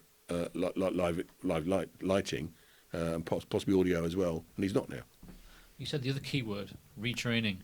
Oh yeah. Well, what should we all retrain as? Data collectors. What was your first reaction to that? Well, if people don't know, what are we talking about? You explain. Well, I'll explain. But no, well, the government's saying that basically, if your sector is not viable, we're not going to support it. You should go and retrain. But there are very few clues about what to go and retrain as, and there have been, a lot of things. I ignore social media, but I do see things on social media. There was a government website where you could enter what you have and what you could do, and what you'd like to do, and they're coming up with nonsense jobs. You could be a turkey plucker. Oh no, you can't, because the turkey industry is being shut down. Oh, there was one recently. It was about a ballet. It was an earlier, pre-COVID, a ballerina being told to retrain for cyber security, which seems it's so closely related. Yeah. But it's sort of like retraining is. But the problem with retraining is you're throwing away so much of people's, not just their experience and their knowledge, but also actually their lives. So I've got people now who worked I taught at university for a while. I taught young people who wanted to go into the live sector and into record companies, into music publishing. And, some of them have just really lost everything in almost overnight. They're working in bar, but they've got huge knowledge and huge experience, but they can't use it. So, some of them have gone to work in the hospitality sector. It's work, but it's not what they ever wanted to do or be trained to do. What you want shouldn't always be what you get. If a sector is not viable, I accept it's not viable in the long term. But just to tell people to retrain now and almost throw it all away seems... It's a bit of a vague... It seems... Well, it's vague and it's not gesture. been thought out. No. And it just seems so harsh, so horribly harsh. It was a bit of a kick in the teeth. But at the same time, if we aren't... What's the ideal scenario for the government then? To just give the financial support so people don't have to... But it's not a bottomless pit. Even I accept that. We'd end up with massive inflation if we keep just doling out money. So if it's it's going to be at least 2 years before you can get back to doing that. So in 2 years, you have to do something else. Yeah, but that's actually not retraining. That's I know it's getting another job. Yeah. And understanding that and thinking, right, well, I know I've got these skills. I'll keep those skills. I won't retrain. I will get work. Mm-hmm. And again, I live in a bubble. Keswick, there is work because we've been so busy, because the tourists have come back in droves. We're probably busier in Keswick at this time of year than we've ever been. But the pubs and restaurants are struggling because of reduced capacity and the new rules. And businesses, a friend of mine runs a business which would normally be providing meals to rental houses or providing, so you got 8 in a rental house or 10, you can't provide that now. because there shouldn't be more than 6 in a rental house. So businesses like that have been impacted. The restaurants clearly are doing their best to, and some have adapted. They're not retrained. They've adapted. They've extended their opening hours. They've done different opening hours. Yeah. But it's, but to tell the live sector and performers and artists and the technical crews and the production managers, you've got to retrain, seems just wrong to me. And such a waste. Why would you waste? We should be we're a world leader in live music. We're world leader in festivals. We have world-class artists, world-class performers, world-class orchestras, world-class ballets. Why would you throw that away? And then in 2 years we go, oh, we were good at that. Oh, it's opened up again now, but oh, look, the orchestras have gone. And some of them are, best ballet dancers have just given up and retired. All our technical crew, they're all fitting lights and doing kitchens because we couldn't give them any support at all. When I was doing some research on you, I use research loosely, more Facebook stalking. Oh, right, yeah. One of your recent posts about this, someone who was a lawyer, I assume, put that in 2019 the music industry contributed, or the live sector contributed 4.5 billion to the UK economy. So they're now it's almost like they're just dismissing that. Yeah, I think live music does get treated quite badly. It's not considered a serious industry, despite the fact we're world leaders. And I do find it a bit difficult to deal with sometimes. We're good at it. We're not good at everything anymore in this country, particularly football. But we are good at live music. We're good at music. Yeah. The recorded sector, the music publishing sector, we do good stuff. And I know you could say, but some of the people should move into gaming because that's a huge new growth area. And that's right. But why would you throw away what you had? It's just... I didn't know you were doing research on me. I would have amended my profile if I'd known that. I would have fed you. What has he said? Yeah, I would have fed you all sorts of things. You said about Twitter. I wish I'd done more searching on Twitter now. You wouldn't have found much on Twitter. No, it was all just about the music industry because it's just it's the most vulnerable of them all, I think. It is. I mean, Emily's been very good. Emily Evis, obviously our festival co-organiser, she came out in support of, keeping the live sector going. With very, sensible words, but it's sometimes you feel you're just shouting into the wind.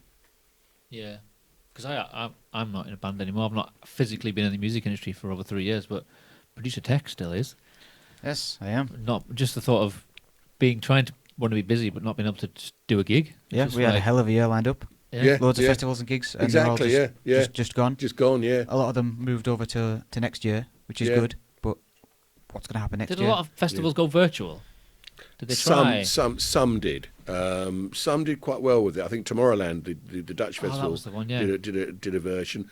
One of the stages, one of the areas at Glastonbury, Lost Horizons, did their own, in effect, online you call it, but digital version. Lots of people are experimenting. I said we kept Glastonbury in effect broadcast TV and the iPlayer. We didn't go fully virtual. No. Some have, some haven't. I don't think anyone's made a fortune out of it apart from what's the Korean band called? Is it BTS? We're the wrong genre, aren't we here? I think so. Yeah. I think you're about right. Yeah, they made pop band. They think they made 40 odd million over a weekend just gone. Yeah.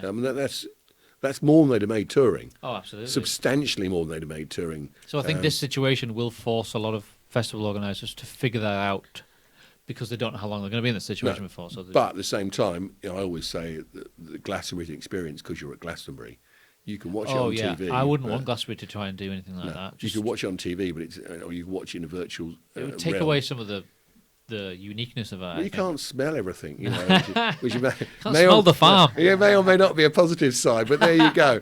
But if it has to take 2 years off, just think how good it'll be when it does come. Well, you do wonder what's going to happen when this is all over. The giant party is going to be the biggest party ever. But when we are allowed to do it, you'll still feel weird doing it again. To get away from social distancing will be very difficult, I think.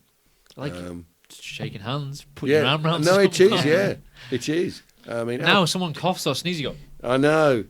Sneezing's fine, by the way. Oh, is it? Yeah, sneezing's not a symptom. I think that face masks might be common garb for many years yet, even when they're no longer required. I think people might just wear them every some day. people clearly like them. Yeah. Well, you get germaphobes who will, face masks, Face yes. masks, yeah. They'll just keep wearing them. But it's a weird world. So I went to the bank this morning. Imagine a world where, before you go to the bank, you put a mask on. Okay. A year ago, someone be ringing the police, or apparently you do that now, by the way, ringing the police saying, there's a guy just gone into the NatWest wearing a mask. Right? Armed police response wanted urgently. It is a weird world we live in. Yeah. And then you go in and you sanitize and... I remember at the beginning of lockdown, or just before, when people were wearing masks, everyone was looking, look, that person's wearing a mask. I know. Yeah. Now it's like, that person's not wearing a mask. No, I know. Look at him. There was a lot. I mean, again, that was one of those online digital debates, a polite word, shouting matches between those who supported masks and those who didn't. And there was clearly the government didn't have a clue to start with. And I'm not saying that's not a criticism.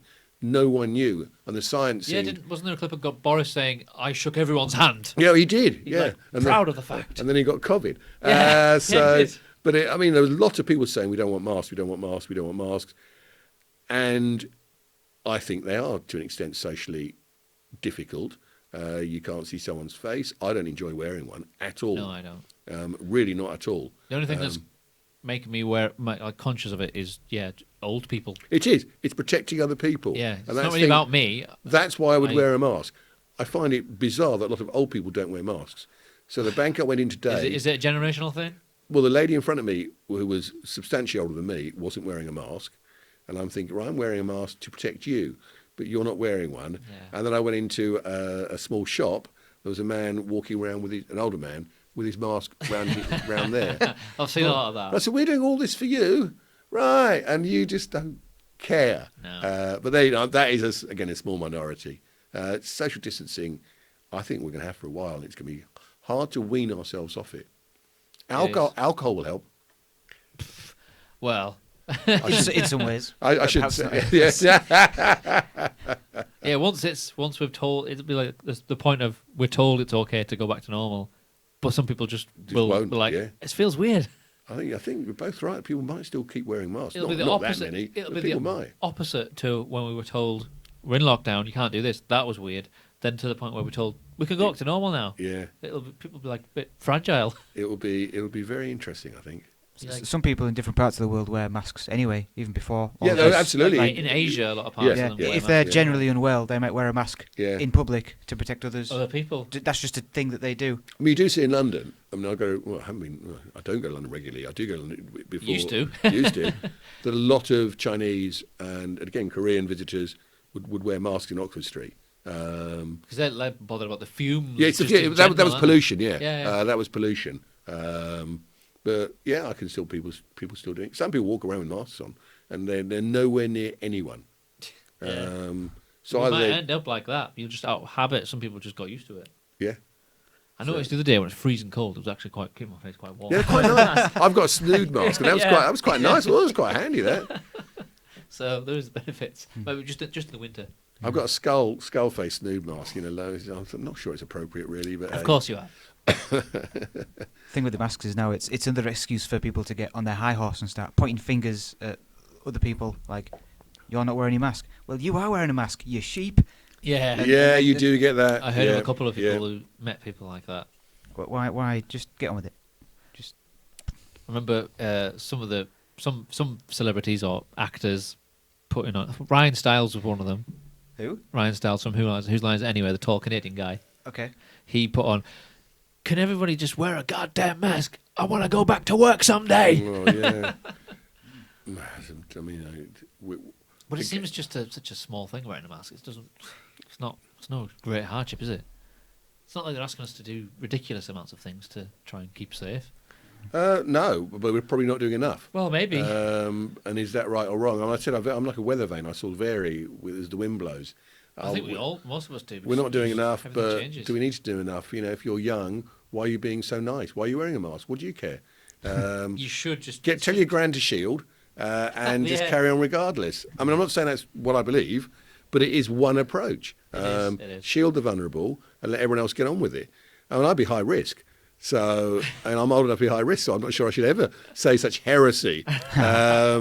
I want you all to wear masks and sanitize as much as possible. In fact, I want you to bathe in bleach. And because bleach does kill it. I've read that somewhere. If it was Trump, it's not true, but I think I've read it from a serious person. Well, if you inject it kills you. So. It'll kill something. It kills something, yeah. So, do we adopt that approach? Which was mooted as the original approach, which is herd immunity. Do we just get on with it? And right, and I'm not saying he's right, but those who would die, and everyone else gets on with it. But we haven't taken that approach. Have we done enough under the way we're going? Only time will tell. And I don't know, well, rates have shot up recently. But does that coincide with the uni and the bars opening at the same time? Yeah. That's part of it. 10 p.m. curfew, does that make sense to anybody? No. No, that really wasn't. I just remember thinking, where have they plucked that time from? What?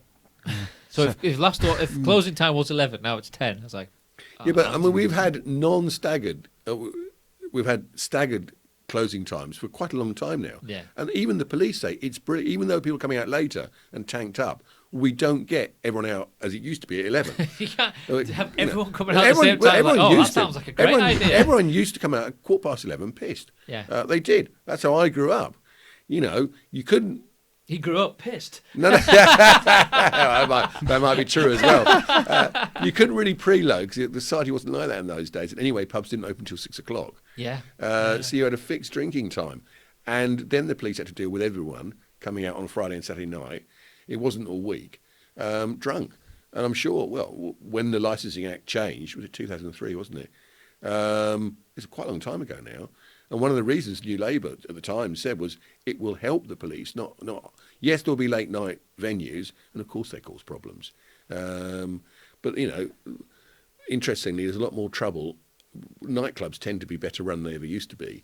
The so-called bouncers and outdoor supervisors that have to be qualified. The flashpoints now tend to be taxi ranks and kebab shops and takeaways. Going back to a 10 p.m. curfew, to me, it's like, why would you do this? And then as if someone had suggested it. They go, yeah, we'll do that. But then none of them internally said, so what happens after that? Yeah, I know. Oh, I hadn't thought of that. It'd be good to shut the pubs at 10 o'clock. Right, so you're throwing them into streets and then... supermarkets to go and buy cheap booze. Oh, yeah. And then onto public transport in the big cities where they will sit cheek to jowl on crowded buses. Yeah. And how many bus drivers are going to say, I can't have you many on, when 15 drunk lads decide to get on because they want to get home. Yeah. And there's only a certain amount of bus drivers. What if they all get it then? Well, yeah. Then you got no transport. Oh, that was one of the worries in London to start with. Yeah. But it's all right, because politicians don't have to worry about that, because the MP's bar is exempt. No, except it's been closed now. Is it? Yeah. Oh, okay. The speaker, you're right. The speaker has now closed it. It's funny all these things that just like, until someone spots it, then nothing was said about it. You remember, MPs don't actually go to pubs. MPs don't live normal lives. Yeah. I mean, they never have done. Some have had normal lives, but there's all the professional MPs. Some of them have been in Parliament for a long time. They just come from a long line of them. They just the Rees Moggs of the world. No, even his dad wasn't an MP. It's just it's a different world, and yes, there are privileges of being in the House of Parliament, but it just wasn't thought out. It wasn't thought out at all, in my opinion. I could be wrong. Yeah, I've tried to cut them some slack because. Like we said before, no one's been in the situation before. No one knows, yeah. Everything's changing constantly, so how can you... Making the right decision, whichever you make, it's wrong in someone's eyes. Aye. So, and yeah, some people are just... Like, the opposition will just use it as ammunition to just shoot you down because you've done something, but whatever you decide, they were going to do that anyway. So, it's a job. You might be more cynical than me. I find that quite extraordinary. I don't know. It's a job I would never want to consider. I know. I don't know how. But in a way, do you feel sorry for Boris that this is happened to him? No. No. Not at all. Not at all. No. It makes you wonder what the end game is for this. Like, what point does it have to get to before we can say, okay, let's go back to normal? Will it be a vaccine or will it be? Yeah, but like that. By this point, has COVID not evolved or mutated to have several strains of itself, like there is for flu? There's a vaccine for flu. It's an annual vaccine for flu. because okay, flu so, like, mutates every year. Yeah, so Has there ever been much reinfection data come out? It- I've it's not heard been much about it, no. some, but not a lot. which suggests that it isn't really a big thing to worry about if we're not. It has. People have been reinfected, but I've heard of it's a handful of cases. Right. I think the problem is with the vaccine, and we do obviously as a festival do look at the vaccine as the solution. We have looked at Melvin Benn, who runs Festival Republic, looked at this idea of can you minimise risk by having pre-show tests of your audience. It would minimise risk, and you have to have a negative test, both pre-show and then a temperature check, for example, at the gate, and you have to declare that you're free of symptoms. It would certainly minimise the risk, but someone will come to your festival who's got COVID and doesn't realise, Yeah. and whose test has been faulty or negative, or they get the wrong result back, which is clearly it's happening. It only takes one of them in a. Yeah, in packed in front of the pyramid stage, and you'll have like Cheltenham. You'll have what happened at Cheltenham. Oh yeah. That was like one of the last event to happen, wasn't it? Yeah, and And they say it shouldn't have happened. no, of course it shouldn't have happened in hindsight. But hindsight's a wonderful thing. Hindsight is a wonderful thing. But that is a route way back. And one of the things you have to look at, I think, is analysing risk. If we get to the stage where we can manage our society that the risk of catching COVID is less than the risk of dying on a motorway, shouldn't we then be looking at motorways and not COVID as something to close down society? Could you do an event? So you say everyone has to be tested at home. You get one of those takeaway kits, whatever they're called. Or you have on the way down, you get tested. Be a huge logistical thing, but it's possible. Then you have a temperature check on the gate, whatever it might be. 99.99% of people there will be COVID-free. Is that safe? Yeah. Is it any less safe than anything else we do in life? Only time will tell. Yeah. But it's a lot of. It'll be interesting what comes out afterwards because we'll only be able to analyse all this in another year or two. When people say, well... Oh, people were writing theories on this 5 But maybe years' the time. government's done a lot of things right, and it'll turn out, well, they couldn't, they didn't really have any option but to do that, but then maybe... I suspect maybe it'll go the other way. we're not told all this science. No. And I suspect equally government ignores science when they realise that the majority will be so against it that it won't happen. Or it would cause panic or Or something. cause panic, yeah, exactly. I mean, I think there is a growing resentment in tier 3 areas now. There's a few more of them popping up, isn't Yeah, that they're not being, A, they're not being supported, but B, they just simply don't want to be in lockdown. So Wales, I heard literally on the radio today, Wales is going back into lockdown. Full lockdown. Yeah. Wow. Did you hear this? Yeah. So for 2 weeks lockdown. to try. Right. It's the circuit breaker that Boris invented but hasn't applied. It's being adopted by a Labour-led. That's the last few devolved days. That's all parliament. I've heard. A circuit breaker this, circuit But breaker that. their rates have spiked, so they're going to do that. Maybe it'll work. Maybe it will. Yeah. I don't know. We're not scientists, are we? No. But the other thing that's come out is people using this situation to their advantage. Like, I read about someone who owned a franchise of a chain of restaurants. I can't remember which one it was, but who got done for fraud for the furlough scheme. No, it wasn't the furlough scheme. It was the Eat Out to Help Out. They were just were just cashing, like saying Papa John's. Yeah, it was Papa John's. That was it. Really? Yes, Yeah. it was. I didn't see this. It was someone who owned it wasn't the company as a whole. It was someone who owned a section A of franchise. Yeah. Were just doing loads of like as if they took loads of orders just to get the government half of it, even though they hadn't actually taken the orders. There'll be a lot of that, especially with furlough as well. There'll be a lot to come out of that. What's changed though is the social reaction to that, because I hadn't even heard of that, so it clearly hadn't made the media I look at. But, and I know this much about the Second World War, profiteering was considered not only a criminal offence and a serious criminal offence, it was a social, you didn't. If you found someone profiteering, you would report them immediately. It was I'm trying to think of something, a really bad offence. It's like being a paedophile. You're a profiteer. You're actually trying to damage our society, our war effort, the survival of this country by taking your own petty profit. Have you ever watched Dad's Army? There's a sort of a comedy version. Private Walker, who's always got something to sell, and get hold of the whiskey, get hold of sort of cigars and cigarettes, But it was on a larger scale. It was absolutely a social no-no. We've lost that history as well. Because So what about when the government were giving multi-million-pound contracts to PPE companies that were set up only a week earlier they're by doing it now. somebody's... Yeah, they're doing it now. Yeah, rather than putting an open tender out for all the genuine companies There's to been some vie very, for that business. as far as I can see, and again I don't know, there's been some very odd decisions made. We won't know. We We won't be won't able to know. reflect on it until way down the Way line. down the line, yeah. Way down the line. But can you look something up? I saw a headline. This is changing the subject. Is America about to execute someone for the first time in God knows how many years? Oh, Oh, are I think I did read about that. I'm sure. Maybe someone in prison or something, an inmate.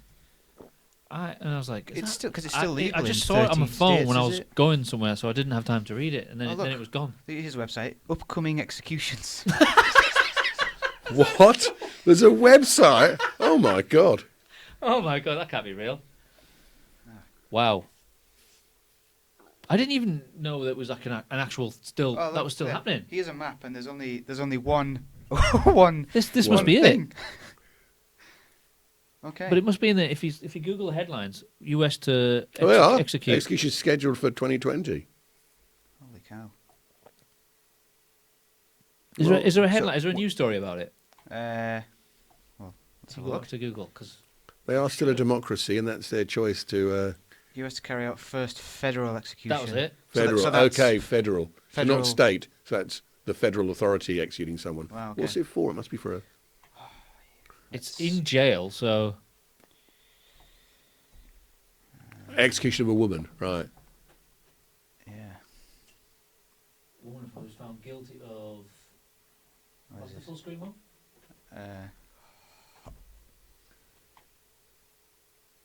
Montgomery, who was found guilty of strangling a pregnant woman in Missouri, will be executed by lethal injection at U.S. penitentiary.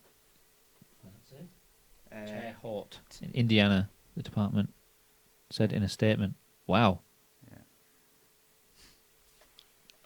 I'm glad I live in a country. Well, I'm not always glad I live in a country without capital punishment. It's not something. As a lawyer, it's something I've always found very difficult because I always think, what happens if you as a society execute someone who's innocent? That Yeah. makes you as a society murderers, basically. And then you should face the same penalty, which is.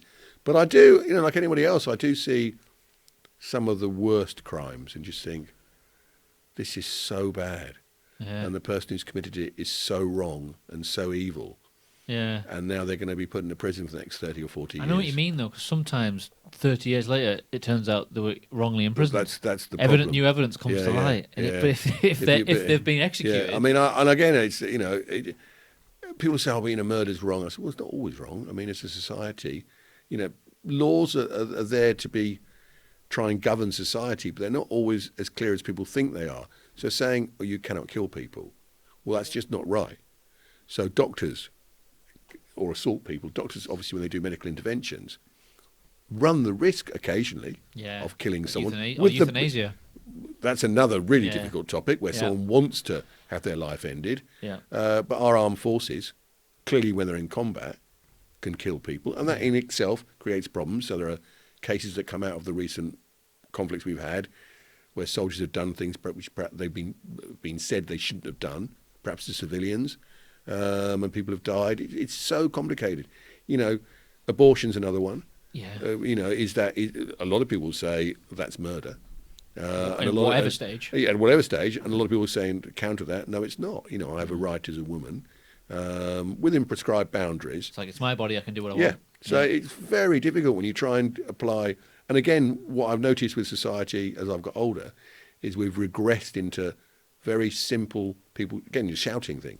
People Yeah. shouting things. This is my belief. This is right. So you say, right, you can't kill anybody. If you kill anyone, you should be killed yourself. Okay, well, that means all our armed forces will have to be, who've killed someone. Oh, no, I didn't mean that. But you're sticking to your basic rule. Yeah. What about doctors who do intervene and something goes wrong? And they had the best intentions, but Best intentions. They might have had to do it because it was possibly the only way you could save someone, but it ends up ending their life. You mentioned euthanasia. That's a really difficult one. Telling people who have lost any quality of life at all, being kept alive, in effect, in our country, by the state, because it's NHS, despite the fact they want to end their life and perhaps in their pain. Or some people who, when they get terminal cancer, they want to end their life before it gets Yeah, bad. before it gets too bad. Yeah, so they're still fine. Sometimes not for themselves. They just don't want their family to Yeah, see them like that. yeah. There's just no. If it's going to happen, just let's do it now. Yeah, yeah. Because like you don't want to. They don't want their last memory to be them withering away. They just want to remember when they were healthy. Yeah. Which I can kind of understand, but it's such a grey area. Right, it's One of those, another like politics. I'm glad I'm not involved. What's this? What have you done with these podcasts? You brought me in here to get me onto politics and death and capital punishment. I didn't plan any of this. None of my notes here. No, I just say, what's on your notes? Is there a vaccine going to work? What's going to happen with the reintroduced lockdown? I don't know these things. But like anybody else, I have views. I know you have opinions. I have opinions, but I try to say fact-based opinions only. But yeah, the music industry on the live events sector, we just don't know. No, we don't know. I don't think anyone knows, and I think I would say, from everyone I talk to, it's doing the best it can, A, to survive, and B, to survive together, and create a platform in the future to grow again.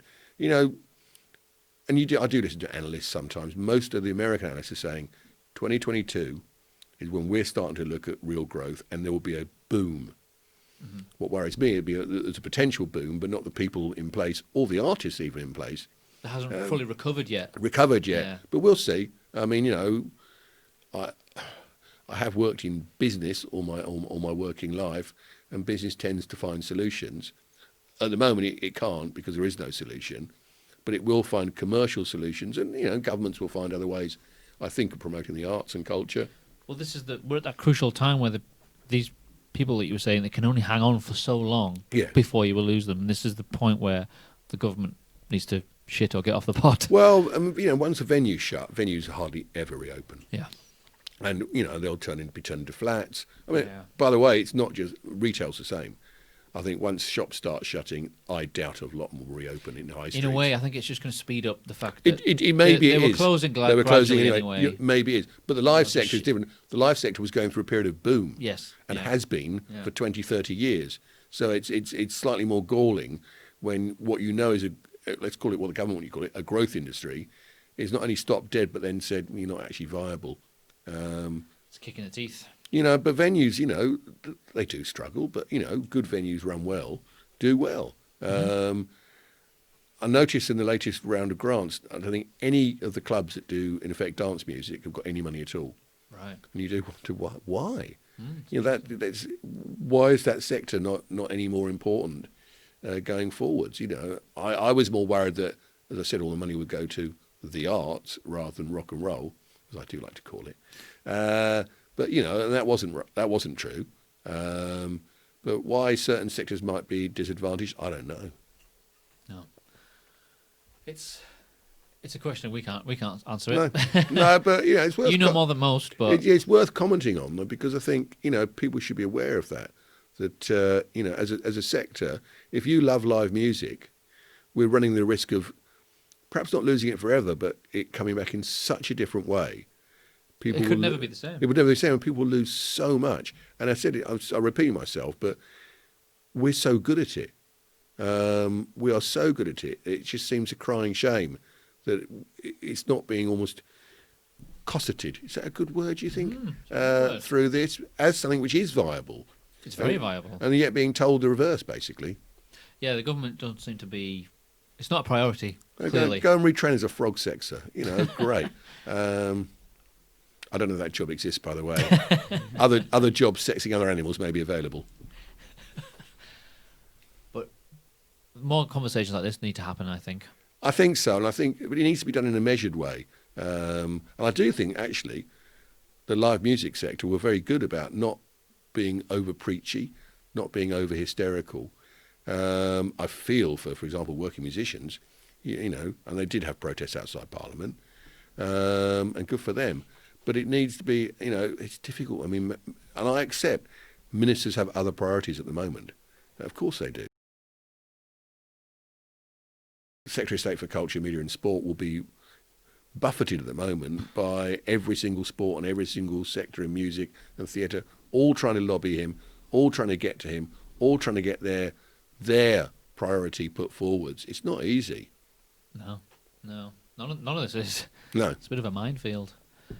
But people like you just need to, just talk to people and just get the information out there. Just make people, like the general public, do they realise how serious this is? People who go to gigs kind of maybe in the past just took it for granted, and now do they realise that it might come back?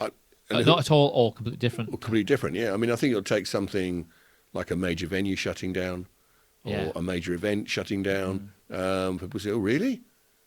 I don't want to name anyone because it'd be like scaremongering. Or a band. Or a band, You never thought, they didn't. They just gave up. We're retiring. Yeah, we've had enough of this. We're towards the end of our career. We're mega stars. We can't see ourselves touring for the next 3 years. We're going to stop. Yeah. Things And like that. We've cancelled the farewell tour. Yeah. So it's farewell to the farewell tour. All of those things you mentioned could all happen. Yeah, at the absolutely. same time. And that would probably, and it's brutal, will wake people up a little bit. It was like with sport, like, a major not a lower league football club, a major football club suddenly saying, we're going to go bankrupt. Despite the fact we get Sky Sports money, we're going to go bankrupt. Oh, this is the other thing. The pay-per-view. Did you read about that? 15 quid a game. That didn't go down. Because when my first reaction when I saw the headline, have you heard about it? No. Sky, so on top of your £70 a month for Sky, 4 games a month, and Newcastle v Man U at the weekend was the first one where you had to pay an extra £15 to watch that one. For football. Yeah. So they've brought this into football. Yeah. Yeah, they rejigged their packages, so you didn't no longer get all the football matches as part of your package. You had to pay for some. That is weak. And When I first saw that- guess what the first one was involving? Man United and another big team, Newcastle. Which was my team. Yeah, of course it is. Yeah, When I first have a saw decent that, season as well. when I first saw that, my thought was, they're going to use this extra money and give it to the lower leagues. But no, straight to the Premier League. way. Straight to the Premier League. So I was like, Things don't trickle down that way. no. No. This is the time when they should be, and they could. They have the ability to do it. No. But no. That's the sort of model that the US took on their TV subscriptions like 2 or 3 years ago. Yeah, but And not in the middle of a it's- pandemic, though, I know, when yeah. everything's on its ass. It's just Yeah. the timing of it. I couldn't understand it. Yeah, they just want to do things like the US do, but I think the US have moved on from that. They started doing that. They've done it for boxing for a long time. Oh yeah, but Big boxing events, and then they were doing it in mixed martial I arts. always for a associate bit. boxing with pay-per-view. Yeah, I do. Yeah. Always. Yeah. Just yeah. that's its model, pay-per-view. So it wasn't Sky Sports, it was BT Sports. They used to have all the UFC fights and stuff They because did. it was a big money maker. And when it started making even more money, they start putting that behind pay. They did. They stripped that walls as out. well. And put, yeah. The same thing, and it was terrible. Loads of people cancelled their subscriptions. It's like you when you did the thing with the BBC. You could have charged for that. You could have quite easily and made money, but you chose not to. It didn't That's seem like the an right. It didn't seem the ethical- right that's an thing to ethical do. choice. Well, that's one of the unusual things about Glastonbury is it doesn't run like other businesses do. No. But I think a lot of artists have actually been very generous in what they've given back because they wanted to. But they all know the situation. Yeah, they all yeah. realise That will the severity. change because as finances hit home, they will start monetising. Of course they will. I think a lot have given an awful lot back. But obviously the South Korean band, the K-pop band, we think are called BTS, but we're not quite sure. I don't know what they're called. But I know what you mean. I just made it. I know what. Google it. I think Google- it is. If Google- I Well, I know Google it. what you were saying before After we have to do the whole podcast again. about the what you were whole saying thing. before about taking advice and just making a plan. We're not doing this, and we're not probably not going to do it next year.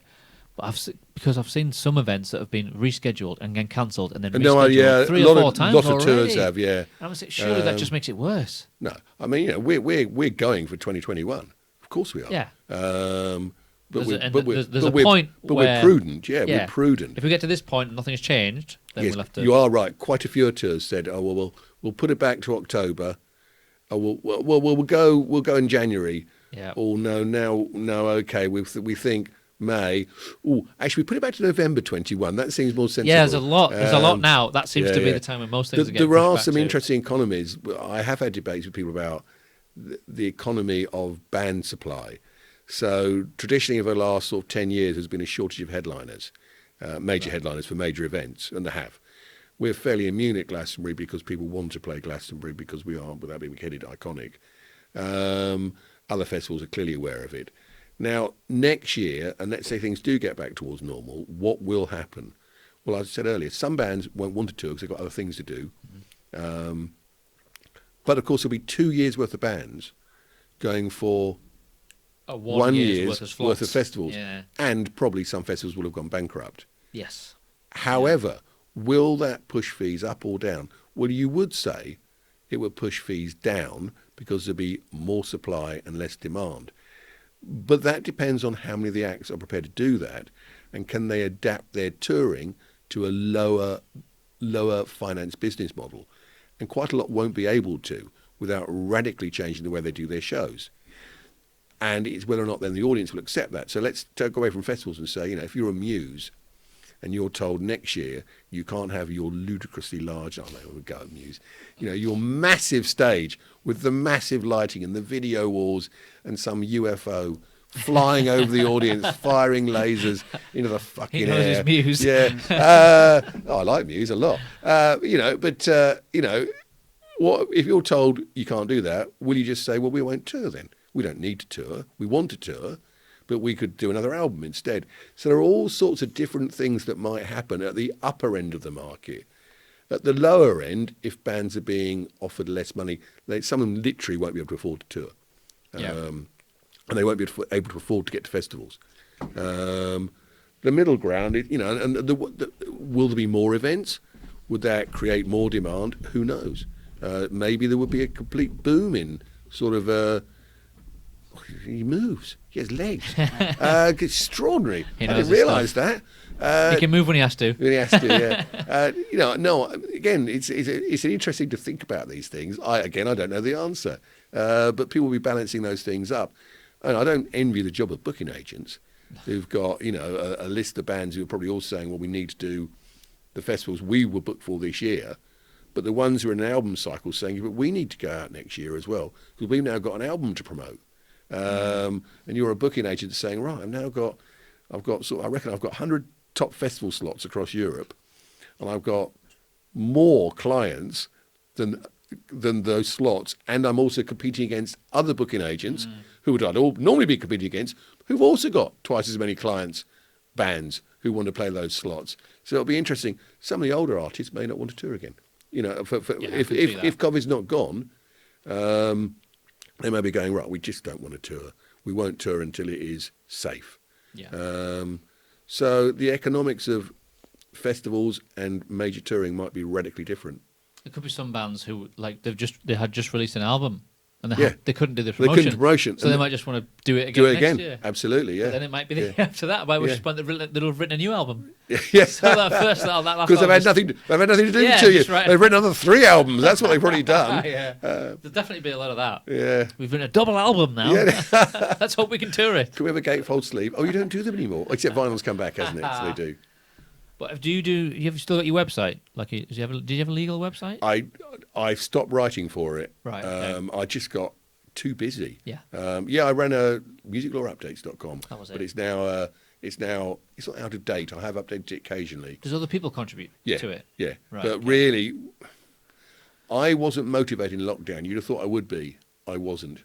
I really wasn't motivated. I think because I saw my industry in tatters, that I lost my motivation for it. Although I write about record deals and music publishing deals and merchandising deals and sponsorship and endorsement and all sorts of different things that are to do with the music industry, I sort of lost the will a bit on that. I wasn't sort of some shivering wreck getting miserable. I just wasn't motivated. Yeah.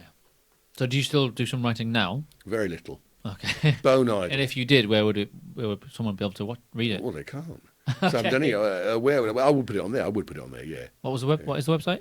www.musiclawupdates.com. Right. Okay. We'll put a link in the show notes. I remember that. I'll send you a link.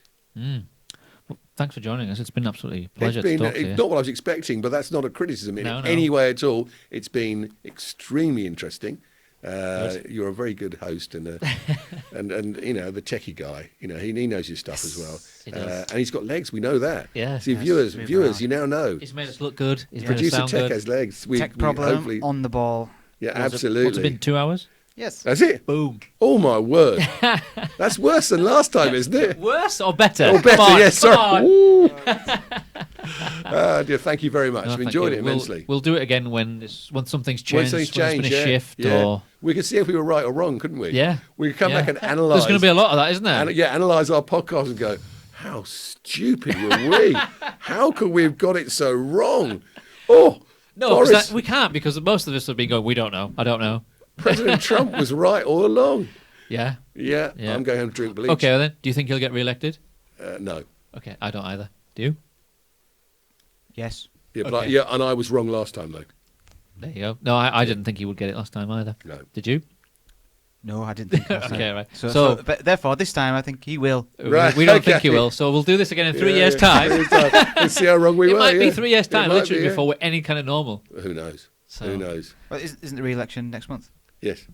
Yeah, Oh, it is. well, no, But we'll be able to reflect on it when then. we come back. This Okay. this powerful trio gets back together. Very well. Or I'll start tweeting you, not that you'll read them, saying how wrong you were. How wrong you were. How wrong you were. Fine. Yeah. Thanks, Ben. It's been an absolute pleasure. Lovely. Thank you.